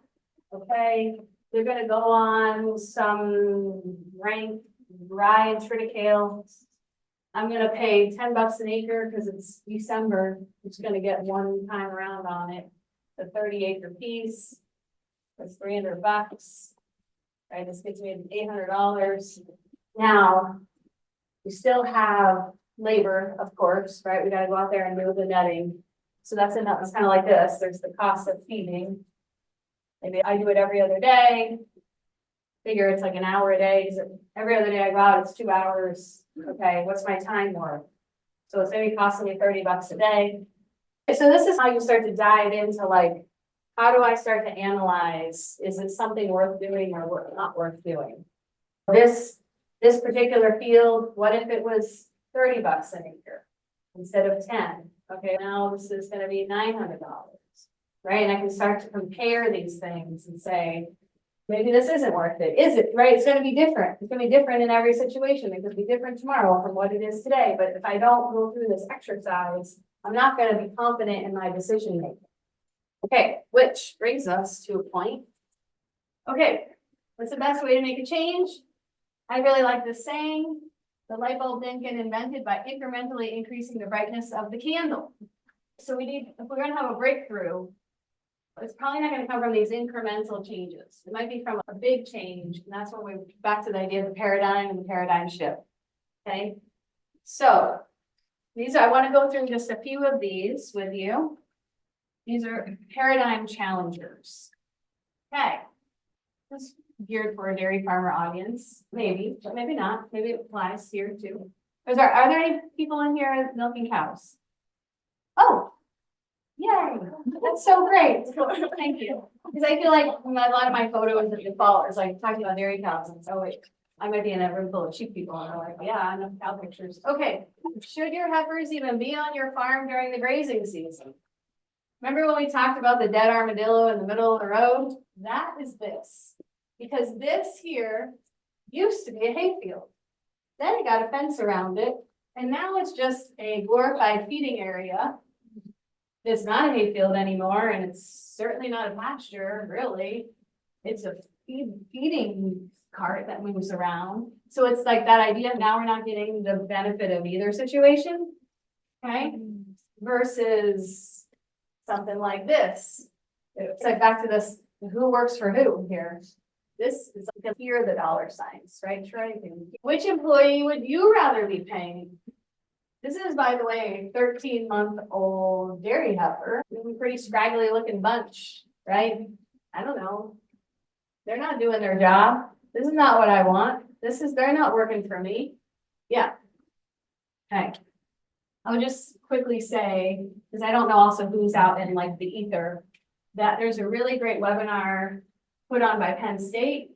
It really dives into through a really thorough analysis with formulas and tapping into producers' Dairy One records about trying to figure out what is it costing to raise a heifer and how many do you actually need on your farm. We talked about feed being like the biggest cost, replacements are the second biggest cost. The longer the animal is around, the losses become greater. And these numbers, right, they're from 2018 is when this webinar was put on. Obviously, the numbers are going to be different, but I'd imagine they probably haven't gone down. So what his point was is a lot of times we don't need this heifer, but we're going to wait till we get her bred, then we're going to sell her. That's pretty much like the biggest loss potentially you could take. How many do we actually need? And once we figure out how many we need, then we should be getting rid of them long before we wait till the point where they cost us $2,300 or whatever the top number is there. Okay. Should you make your own hay? This is expensive, right? We know this. At what scale, right? Let's face it, it is a scale issue. At what scale does it become economically viable and at what scale is it not? There's different people's opinions floating around out there about what that number is. At the end of the day, though, the question becomes, do you know exactly what it costs you to produce? With this very important after phrase of including your labor. The farm I've worked with, they did this analysis last winter. And he said, it's costing about $45 a bale, but that's before I counted my labor. And the labor also involved in this particular operation, there's multiple employees, was $60 a bale. Once he factored in the time and everything. And he said, here's the thing. This is where everyone's situation is different. In his situation, there were several producers right in the neighborhood, all putting up really good feed. He said, why would I do this? I can now contract with these people in my neighborhood and say, I'm gonna need 800 bales from you, and another 500 over here is the feed. Here is a big chunk of money as a down payment, guaranteed, like we now have an agreement. And now he was like, think of all the ways I can spend my time focusing on my animals, my grazing, etc. Then I'm not spending all that time in my tractor. Okay, so for that producer, he was already moving full steam ahead at this time last year to make those contracts and get them in place. Okay, is the equipment you own an asset or a liability? Right, where's my books? Move my books. My assistant moved my books. No, I'm blaming her. This book, he talks about what's an asset and what's a liability. An asset makes you money, a liability takes your money. I don't know. Depends how much this truck breaks down in one season. How much money is it going to pull out of your pocket versus put it in? How does someone make this an asset? They go around and do this for all their neighbors and charge a lot of money for it, right? That's how to keep that machinery running. Another point, are you hitting all your benchmarks on quality? Had a farmer tell me, oh, we farmers always think our quality is better than it might actually be. Now, unless you're testing all your feed and all of that, we say, oh, we always overvalue what we think our own feed is worth. Are there custom options in the area? Are there contract options for purchasing? Okay. Challenging overheads. So we talked about this a little bit, but now we're really going to focus on it. We call these, or a lot of times in business planning, they're called fixed costs. Are they fixed costs? We probably shouldn't call them fixed costs because it makes it seem like those can't change. And that's not true. We need to challenge those costs and see where we could potentially make adjustments. Okay? You have the economy of scale for the labor and equipment you have. Thinking about equipment that barely gets used, right? Dump truck, I use it maybe the equivalent of 3 weeks out of the year. I got an excavator, it hangs around. Sometimes I use it. Is that really worth owning? So I'm going to read. This is a great book. So many of the concepts that we're talking about are in here. There's a whole chapter in here called The Real Cost of Heavy Metal. Just want to read you a couple sentences here. Many of us have a misunderstanding of the cost of capital equipment. Capital equipment is least expensive when it's working and most expensive when it's not being utilized. The more hours of useful work you can accomplish with a piece of equipment, the cheaper it becomes. The same investment that's tied up in equipment could be invested in animals. A real live text that I printed from a farmer because I think it's so great. The question was posed, what overheads do you challenge or have you challenged? By not making my own hay, I was able to sell 2 tractors and a full line of hay equipment, $80,000 to $90,000 worth of iron. I now buy hay, a direct cost, or I have my hay custom baled by the bale, also a direct cost. I then went to grazing all my own land versus haying some of it. Haying it myself had a negative return. The custom guy doing it has a positive return. The numbers were a negative $19 or a positive $50. Now my time is allocated to my highest gross margin enterprise, which in this case is selling beef. And that $80,000 to $90,000 that was tied up in equipment, it was costing money, it's a liability, it was taking money out of repairs. I redeployed that money into cattle, which created profit and cash flow. Okay, another paradigm challenge. When we talk about diversification, I always get really frustrated with diversification because it's like, hey, let's think about a typical farm in my neighborhood. Like I'm working on a lot of dairy farms, right? We've milked cows, we got a heifer enterprise, we raise calves, we put up forages, we might grow corn. Sometimes we got maple syrup business on the side, we don't have enough to do. The 6 enterprises that all involve like a lot of time and work and energy. Diversification doesn't have to just mean like the diversification of jobs and things. It can be income streams, right? So not to say that these things aren't work, they are, but they're a different kind of work. And so I'm gonna pick on Jen Colby in the middle here of the dirt / sheep picture with this idea of, look at that, right? Obviously it had a cost, it was an investment to get this thing stood up. She's got to manage it, she's got to clean it. That's not to say it's just totally passive, but it's a very different kind of work. Right? And I would say anyone that has like an Airbnb or a rental property is like an example. But what it does is it totally starts to take the pressure off of like sheep have to carry the whole place, right? There's a diversification of different kinds of income coming in, right? And so there's just different examples of that. Again, it's just not something we think about. I know farmers that say the farm should pay, the farm should be able to pay, and it's maybe, but we're also operating in like super challenging times, and maybe we should think about going back to the ESBI. What if we were more in the I category? What if we did have some off-farm investments that brought money into our business? It's still under the same umbrella, right? I was in Texas. That's the first time I heard a producer talk about this, a rancher talk about this, right? You saw this guy, it's like you looked up cowboy in the dictionary, right? No one would say he wasn't cowboy enough because he had warehouses, he had rental properties, obviously there was some oil money kicking around. He had 5 or 6 things, and cattle happened to be one of them, right? It didn't lessen who he was as a rancher because he had these other income streams. Okay. I often hear these terms used interchangeably. Are they the same thing? They are not. Okay, so let's say you sat in the front. Okay, I got $100,000. This is a great deal, okay? I'm not a scammer. We have an investment here, and it's a sure thing. $100,000 bucks. I put it into this thing, and in 4 months, $150,000 back in your pocket. Should he do this? Oh, come on, you guys. Show me. Here's the thing, though. What's today? Say Friday. I need a check today because I actually got to deposit this on Monday. 100, can you write me that? 100? In the contract, Yeah, it says I'm gonna make $150,000. Yeah, that's in place. We got it, but I need the check. Written 100,000 today. I'm gonna deposit it Monday. It's gonna take me You got it? days to work the finance to get it harvested out of the other accounts. I don't think he has the money. So here's the thing, right? So the question of, is this a good investment was, yes, it was, is the, should I do it? Should I? Yep, he should. But what's the big other question that has to go with it? Can he do it? The answer is no. So I can do it, even not throwing stones. It's just the idea though, of, yeah, like this might pass us by this time around because we just can't pull the trigger to like make it happen. Or even if that's, oh, there's a great bunch of cattle out there. I gotta go get a loan, but I gotta go to a farm service agency. There goes 6 months, the cattle are gone. Okay. Yes, and then go again, let's actually talk about that. Okay. So we're gonna talk about hidden costs. That was so quick.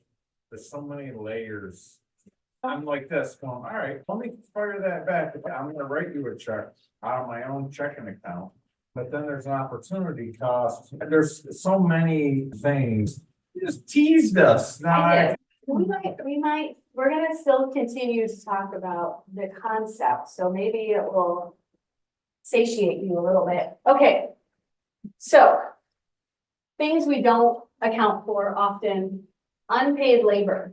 What's the danger of that? When we don't pay ourselves, what if something happened, right? Oh, I break my leg. Who's gonna do the work? I gotta find somebody to do it. What would it cost to replace yourself? We have to think about that. Sweat equity, that's a classic, like, oh, just Ben Notterman is gonna keep working hard. He's gonna do it someday. Someday it'll be yours, someday. That doesn't mean a whole lot, right? And it's okay to do sweat equity as long as there's an agreement at some point it gets paid for that labor. Depreciation, right? This is something also we don't often think about, machinery and cattle. I want to read you one quick thing out of here. Depreciation is the primary profit robber in agriculture. If it rusts, rots, or depreciates, let someone else own it and hire it done. Okay? Opportunity costs, just mentioned. This idea of, yeah, what if you just took your money and invested it elsewhere, right? Oh, you're sitting on $50,000 worth of cattle. What if you just invested that $50,000 in something else? Now I realize there's a lot of other reasons, right? When we get back to the why and the why I do this work, right? There's other emotional things. So it's not just saying, oh, just so cut and dry, we're like robots here. But it's always a consideration. And also this idea of what if I just did nothing?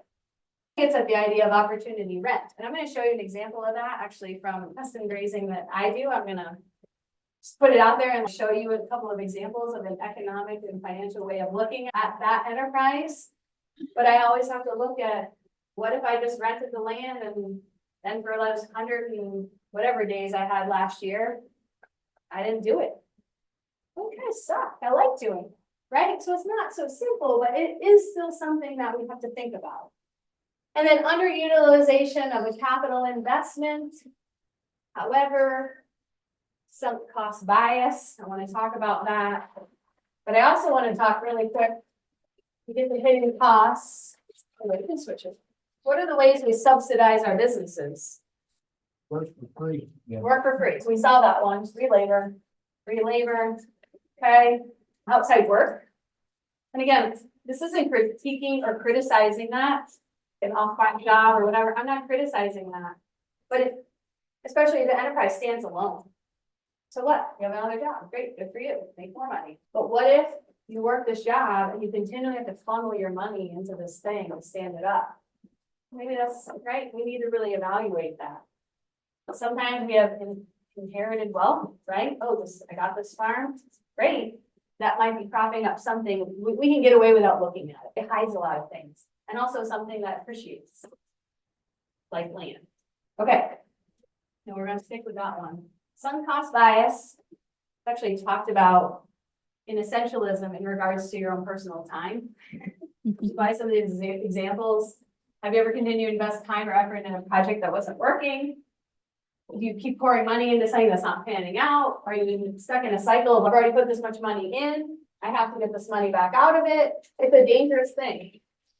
And so we're going to come up with some examples. Sunk cost bias. I'll give you a couple to start. What about a machine that we have to continually sink money into? It might be getting to the end of its lifespan. Our repairs start to be way far more than what the thing is worth. One thing to think about. I should ask you guys. Okay, give me more. In forms of GPS systems to help better do projects and monitor. Okay, So like money on maybe a technology, especially if, here's an example, that you spent the money on it, say it's a subscription, and then I don't use it, but I keep paying them. You already have it, and then I forget how you have to go into this app and cancel it. I don't have this email out with those stupid things, the recurring payments. Okay, anything else? Yeah, But I've been talking to the poultry people here at the trade show about like, I'm certified organic, and I'm really trying to figure out if I can stay with that certification and the grain that comes with it for poultry, like a poultry operation, so I'm stuck. right, so the comment was about organic poultry certification and the cost of grain. Right, oh, and what if you run the numbers and say, this doesn't work, but I'm already certified. Been certified. Right, I've been certified for 10 years, like, what, I can't change that now, exactly, yes, so, yeah. Certification, What about favoritism? So you got the favorite cow, it's always been. we're gonna talk about culling shortly. What time is it? Okay, quick look here. Oh, we're getting there, you guys, we're getting there. This is great, okay. Pets, what about farmer's market that you continually go to? Every week you're hoping it will be better. No one ever comes, but geez, I already spent the money for the booth and all the stuff and I just keep going. Okay, so we get the idea. It's hard, right? Like he says right here, the more we invest in something, the harder it is to pull the plug. Yep. Okay, It's also a little cultural, meaning you quit on something, and that's not what we do. that's right, I'm not a quitter, I'm not a quitter. Okay. All right, what are some other things that affect profitability?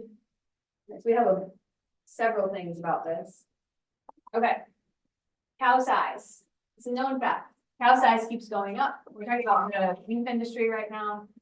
What happens when the cow goes up? The bigger cow eats more, right? That's a given, the bigger cow eats more. So therefore, if our land base is the same, we run less animals, right? So we gotta start thinking about, well, like a bigger cow is gonna give us a bigger calf. That's when we start to think per cow, profitability per cow instead of per acre. Because what if I could run more cows even though they were smaller? Hello.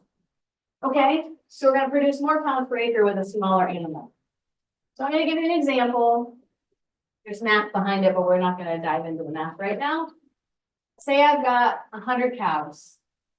All right, in my neighborhood, based on yields, longer recovery, fall grazing, let's just say for the sake of argument, you might not agree with me, 225 acres, what I'm grazing this 100 cows on. That might not be what you get away with in your farm, but this is what you're working with. So let's look at two different cow sizes. I got a 1,300 pound cow and I got a 1,000 pound cow. Guess what? Both herds are going to consume 3,900 pounds of dry matter. Okay, that's based on the 3% that we talked about earlier. Okay, so here's the thing. Which one am I going to choose? I can get a 30% increase in stocking rate. Now, again, I said this at the very beginning. This isn't prescriptive, and I'm not saying like we will do this. It's just floating these ideas, right? This might not be the right choice for you. Maybe there's a reason why you want to stick with the animals you have. That's fine. This isn't to tell you to go throw away your cows and buy new ones. I don't want that to be the message. These are just food for thought, okay? Okay, so let's look at the middle. We're gonna figure out as fed, what do we need? We need about 2.2 tons. Okay, 2.2 tons per day to feed these animals. Cost per ton, we're gonna go with our 150 we've been using all day. It's gonna cost me $330 a day to feed this herd. Depending on which herd I'm talking about, will depend on, it's gonna affect my cost per cow. What does it cost me per cow to feed, right? So as you can see, smaller cow, it's gonna cost me less per animal. There's a difference here, 77 cents per day. That's significant. I was gonna show you an example of a farmer I'm working with who is considering, I'm gonna show you an example of a heifer boarding example he was considering. The short version was, he figures it would cost him in feed $2 a day. Farmer who was sending the heifers said, I'll pay you $3 a day. Sounds good financially, right? Oh, cash flow, great. But that doesn't include the cost of feeding, right? And how do we figure that out? There's fuel, there's depreciation, there's time, there's tractor wear and tear. We put a number on that. depending what that number is, might not be very profitable.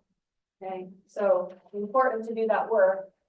Don't think who's gonna do it. Based on the numbers we had come up with. Okay. Great. More on cow size, bigger beef brood cow. Obviously, we already said this, more feed to maintain and makes more milk. Now, again, we're not talking dairy farming right here. We're not looking to make boatloads of milk. And this is out of, I'm gonna give him credit, Kit Farrow's, one of his last newsletters, I thought it was so good and so many great points made. He said, hey, FYI, beef producers, calves are raised on grass, not milk alone. Milk's just a supplement to the grass.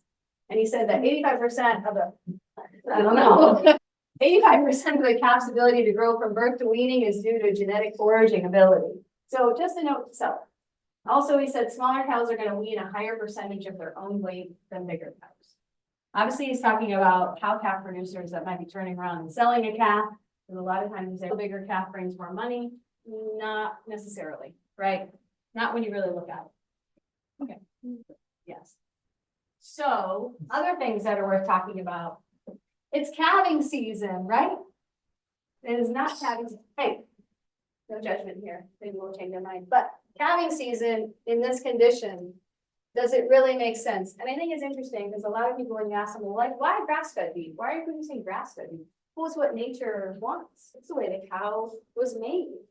But yet, we calve in the winter. I thought that Dave Pratt, who used to run ranch management consulting, made a great point. He said it was a story when he worked for Extension. He was riding around with the rancher and there was a 5-gallon bucket of hot water in the truck with a lid on it. And he said to the rancher, like, what's that bucket for? And he said, oh, when we go out and there's a calf frozen to the ground, we'll dump this on it so we can free it. So I wonder what the deer do when the fawn is frozen to the ground. Oh, that never happens because that's not when they do that. So if we're really all about mimicking nature because we want to be aggressive, then why are we calving when it's snowing out? Uh-oh. There you go. Keep it right there. Okay, other things to think about, breeding window, right? We're going to tighten that up. We want to have that defined. It gets to culling. If the animal isn't getting bred in this window, are we keeping her around? Class of animal, right? Are we doing cow, calf, stocker, finisher? In other parts of the country, these are 3 very distinct businesses that happen by animals are moving all over the place. I realize we're not necessarily in that environment here.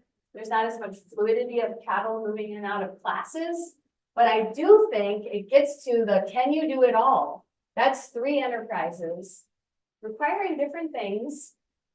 And really, to be honest, do you have the skills to do all 3? And do you have the land base? What does it take? I don't really have a lot of room here, but I'm gonna do it up here.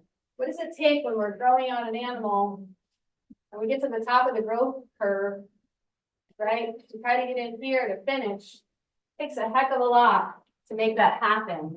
You really have the land base to do it. If not, maybe do I need to be a finisher? Or do I need to have brood cows if I'm going to be feeding the 4 tons of hay per winter? Should I even be doing it? Should I just buy those animals as like stocker cattle and finish them? Again, I'm not saying what you should or shouldn't do, but these are things that really should be thought about from a numbers perspective of what is it costing me? And should I even be doing it at all?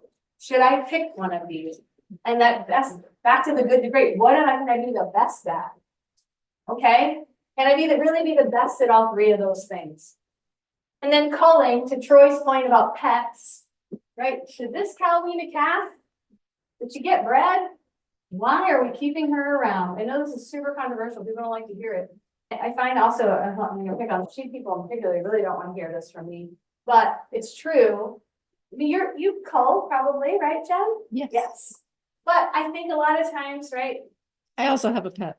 Just one. I have a pet too. But the idea being, if this cow didn't wean a calf, and now we have nothing to sell, and we're going to keep her again and feed her, what do we say, 8 tons of hay to get a calf out of her? That's bananas. Okay. Okay. We're getting there, you guys. Like a couple examples. Yeah. Okay. Scarcity mentality can affect profitability. This is from a farmer client. This is what he tells me. There's a lot of free land in this neighborhood. Some of these hay fields are up to 8 miles away. The stand quality is marginal at best. By the time he gets to the farthest away ones, it's midsummer. He ends up using all this for bedding because it's crap by the time he gets to it. And he's like, I know this is crazy, but I just keep thinking, if I don't take it, someone else's, and then it's gone, and then I'll have it, and what am I gonna do? I might need the land, but it's more than he can do. Because sometimes we keep operating like that, even though we know it maybe doesn't make sense. A change in labor on his farm forced a paradigm shift, because it was like all of a sudden, now he's the only one on the farm doing the work. If it costs more than $40 for him to make that feed, it might even cost more than that by the time he traipses all that stuff across town. Could he just buy bedding any cheaper than this? Could he buy $25 bales that aren't very good? Yes, he's shaking his head, yes. But how many hours would this free up where he could focus on his business, especially now that he's in a whole new operating era on like farm management? And so one thing that we talked about was having a criteria so that he didn't feel this pressure of, but that guy's so nice and I like his land, or my neighbor's gonna take it if I don't take it. All right, great. Oh, we need criteria. What's the criteria for acquiring new land? It's gotta be in 3 miles of the farm. Again, this is right, working with the farmer. Something he came up with. Must be more than 10-acre field. Not gonna go dink around for 2 acres here and 3 acres there.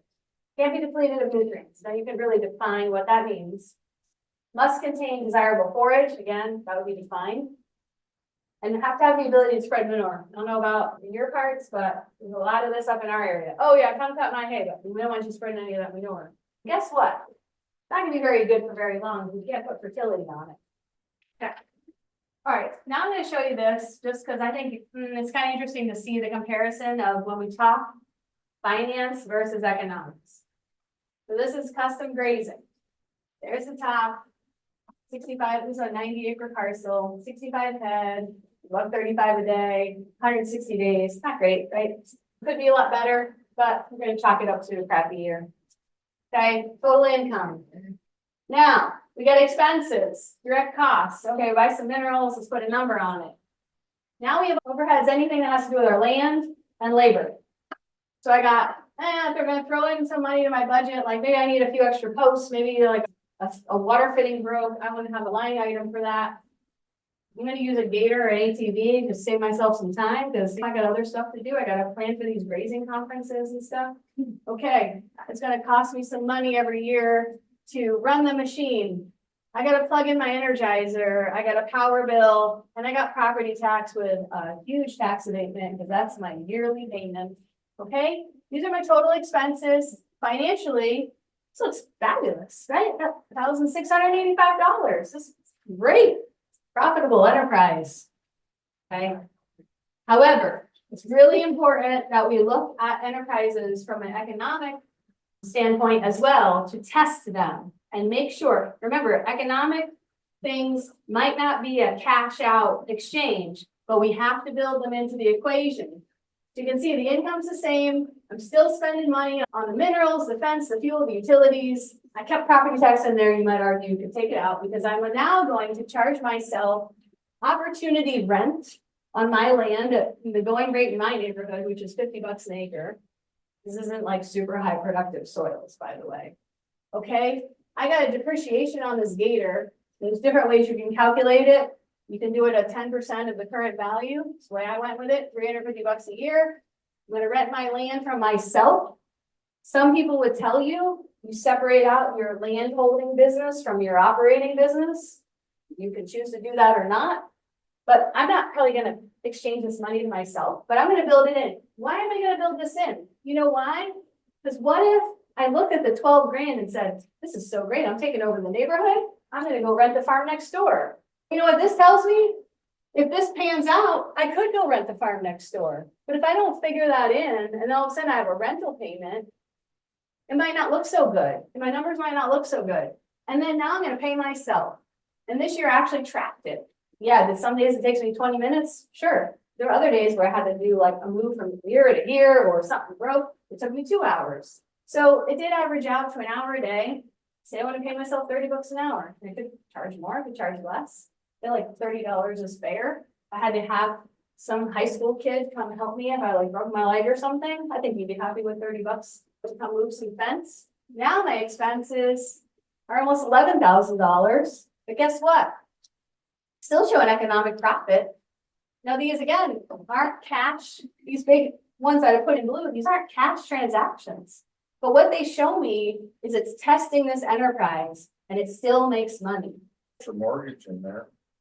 I don't have one. Oh, great. I paid it off. I worked hard to do that, so I'm just gonna put that out there. So, but you could put that in there. There's a lot of, I sold land to pay this off.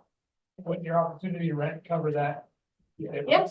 So point is, you're testing it. Now, someone might say, $3,000 economic profit, why bother? You're right. And that gets back to what we talked about, that we're not robots. And it turns out I actually like doing this. So then it shows me I'm not losing money. And guess what? I work a full-time job and I'm not in a position where I'm going to take money that I work for and throw it into this. If this showed me a negative number, I'd have to reevaluate whether this was actually worth my time. And maybe I would be better off pocketing the 4,500 for doing absolutely nothing. So anyway, I just want to show you the two different ways you would look at this. so a lot of my dad's an accountant. I've done that way for almost 50 years now. A lot of farmers don't do cost analysis. They a few things and then they don't figure in as many things, and then they just say, it's good. I think it's gonna be good.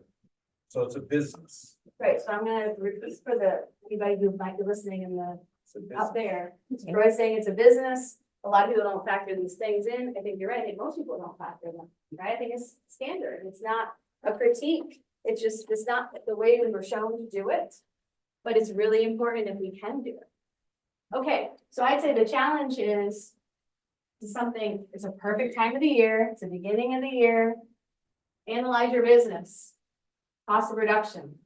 Sit down, figure it out. As you can see, I mean, granted, I know this is a simple model compared with some other enterprises, but like, you can do it.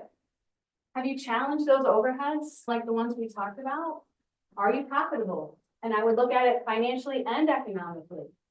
Does it cash flow? Is there deadwood in the business? Is there some, if you have multiple enterprises, can they stand on their own? It's Sarah's example of when she talked about the poultry. What if she had 3 enterprises and all of a sudden she's like, this organic poultry thing, this is sucking money out of my other enterprises and making them less profitable. She either says, maybe my customers are actually, they love me so much, they're still going to buy my eggs no matter what, because they're pasture raised and that's good enough. Or maybe the poultry has to go. And I know that's hard. It's hard to X something, but sometimes we gotta try to take the emotion out and then we can still make an emotional decision, but it might not be the best. Okay.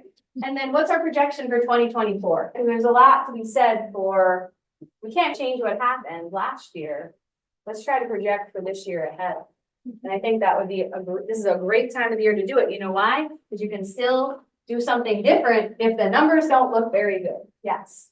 So from the audience's perspective in various capacities here, what would you suggest to find mentoring, someone you can trust to help you run through analysis? I mean, I would love to hire you to do with, if you're in the business, you've got experience, but what would you suggest folks getting help with? Where would they turn?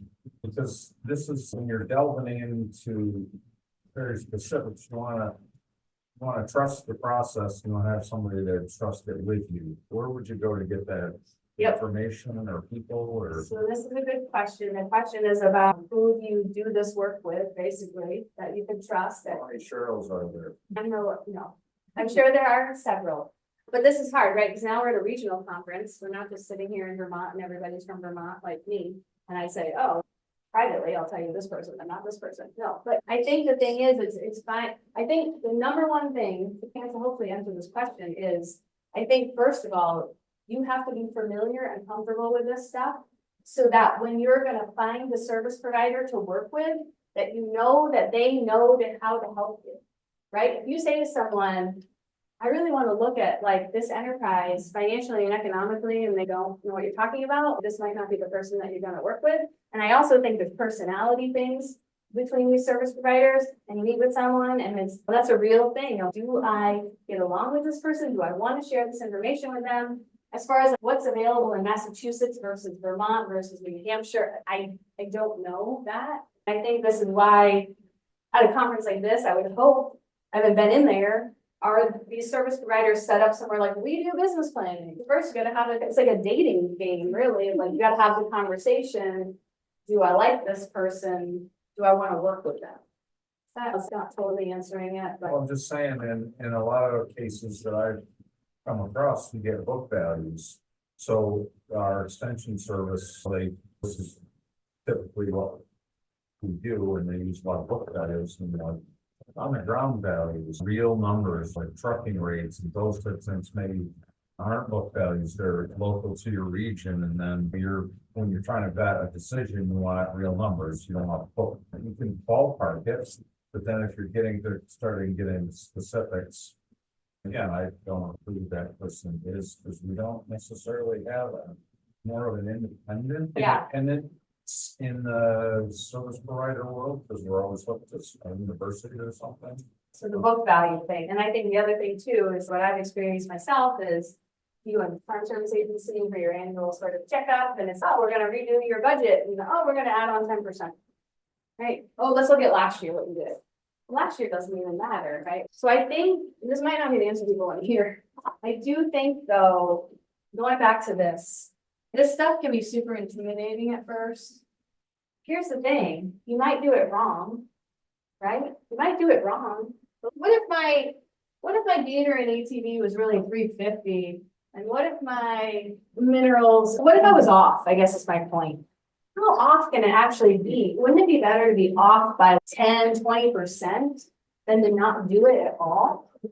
So I think it's also this, I think we need to get empowered to do this work and feel confident. And that goes back to, I'm running a business here. Like, I gotta know how to do this. It might not be the thing I like to go move fence. I don't like to do this. It makes me uncomfortable, but I need to challenge myself so that I can do it and do the hard work. And guess what? I might be wrong, but at least I did it.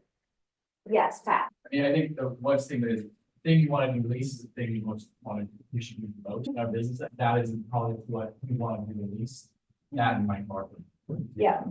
So. Can you repeat But that? I do think there's this is a ranching with profits, like a lot of the stuff, and then it's the soft side of mission, vision, labor, people, and then the hard side of finances, money, really looking at your numbers differently than what farm service will tell you, farm credit will tell you, all these kind of things to be a real tool to activate your decision making and then change the paradigm. And I think, unfortunately, much of this down for ranching profits. I don't get paid for them, I don't get credit for, but I do feel like that's one place where they really, these are hammered into your head, like you become an EL member, where you have peer-to-peer holding accountability. That's the other piece of this, is accountability, is like being like, you said you're gonna do this, do it. And a lot of people this time of year, we might sit around and do it. But come May, that's off the table, won't do it. So I think one of the things that would be great in the Northeast, ranch profit in the Northeast, it does cost a lot of money, but I don't think it really costs a lot of money. I think it's a big check, but it's not a big, for what you get out of it. Again, I'm not gonna. I hear you. Credit I for this. understand. But I do think what doesn't exist in the Northeast enough is the peer-to-peer support system. Right. To hold yourself accountable, like a lot of us are friends and we sit at the table, we compare those notes and everything like that, but touches the surface, whereas you really need people aren't your competitors, isn't your family, to really hammer you, not be kind, Sure. but be prepared. Don't tell you what we want to hear. Yeah, and really be like, yeah, you need to go, there's a lot of concepts here are not what we've been taught financially to do for our businesses. Like everything from, you should portion out your labor as a percentage of your enterprise. There are concepts that most people wouldn't tell you to do. But this tells, we didn't go into that, but that would tell you, taking money out like opportunity costs and those kind of things to figure out if it's economically viable. Again, not something. So a lot of the stuff we're asked to do is not real numbers. They're not real. They're what people have to check off of the box. If your FSA loan or your farm credit or whatever. And I think this is really empowering and giving tools to make decisions. And I don't think we have enough of that opportunities, and I don't think there's enough here opportunities. I just want to repeat a couple of those great points for. Sorry. No, you're good. You should just hand you the market, but you could just teach the class. It would be great. Takes pressure off me. I thought this great point though, the thing you want to do the least is probably the thing you should do the most, right? And this idea of one, empowering yourself, but two, like a peer-to-peer, who can you trust that you can hold you accountable to get this stuff done? I can tell you for me that when I had to get on a plane and fly to Texas to have some stuff done, when I showed you that, like the list of things I'm gonna have done, and maybe they were all about doing this work. Guess what? It costs money. I'm gonna get it done before I go. Now that's extreme, right? You don't have to go to that length. But do you have someone that you can work with? Maybe there's 2 or 3 friends that get together that can have the hard conversation, like you're saying. You're not just gonna butter each other up and be like, oh, Ben Notterman, he's the best grazer, we love him so much.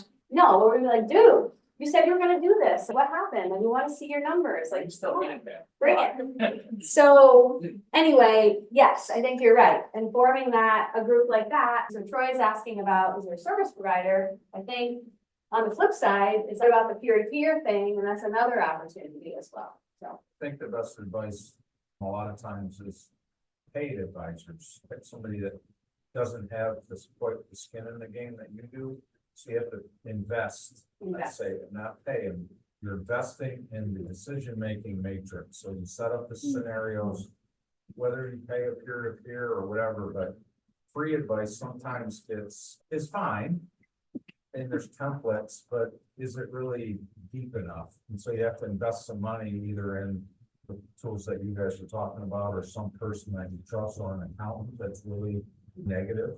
Like my dad is super conservative, and he does the pointing thing, right? He goes, this doesn't make sense to me, help me understand this.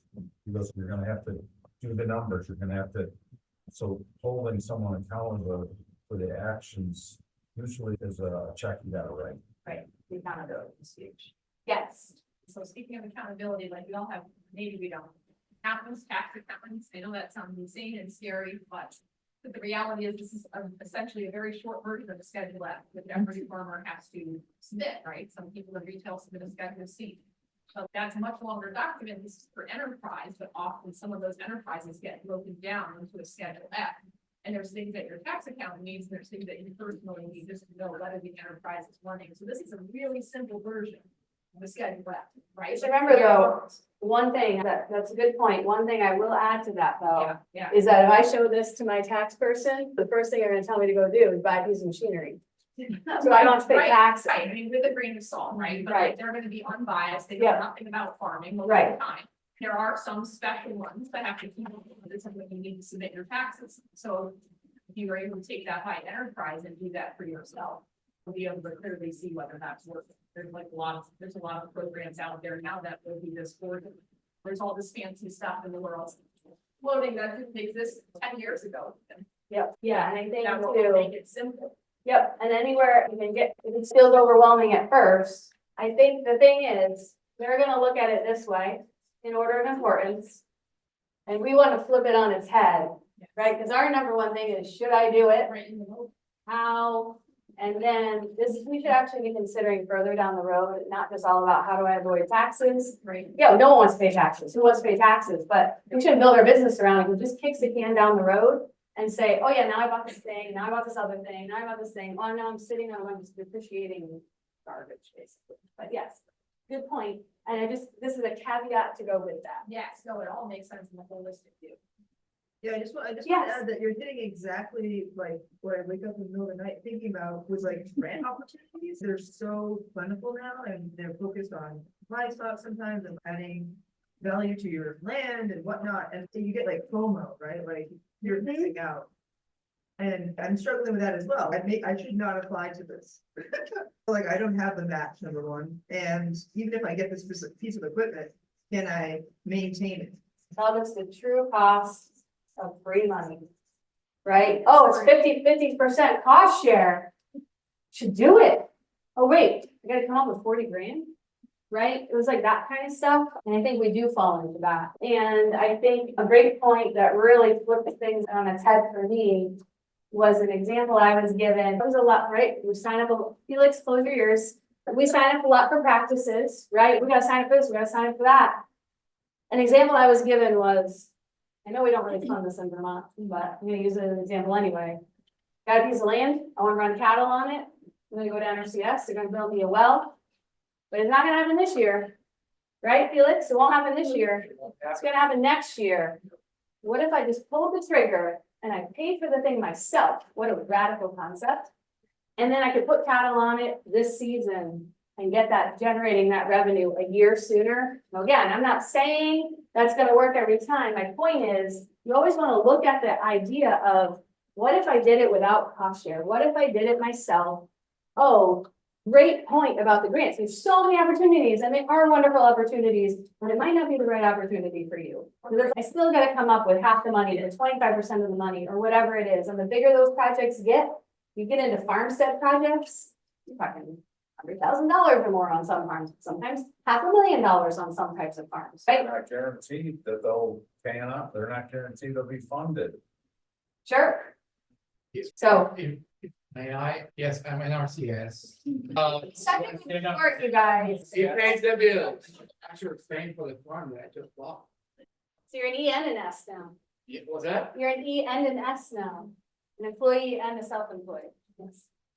Yes, there's a lot of opportunities for you guys, to help you guys to fund for so many programs. My recommendation is this very personal, do not rely only on NRCS. Do not rely on only one source or some agency that might help you. Ask the state, your state, releasing of ag, the farm trust. Of course, ask NRCS. And the fact that you apply on X year, that you get funded on that year, are very slim. You have a better chance to get funded on the following year. That's what I see with the liberal experience there. I've been in this position for 5 years, almost 5 years.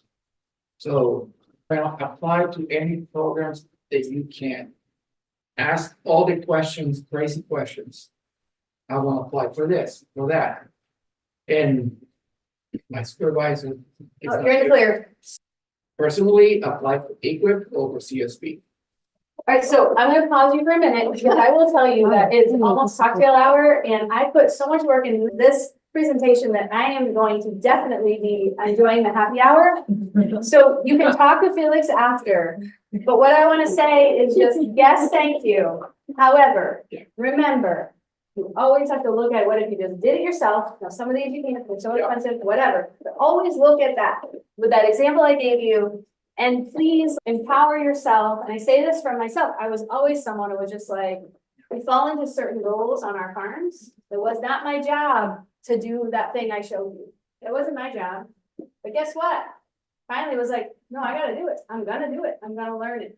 And this all it takes is a commitment, and it's really very empowering. When you get to that final number and you're like, that final number, let me tell you, it might be terrible. At least, and you're gonna find just knowing it is huge, and a huge weight is lifted. So I'm gonna wrap up with that. You can finish it off. Ta-da! Thank you all. That was epically long, and I really appreciate your attention. I'm here later so we can chat.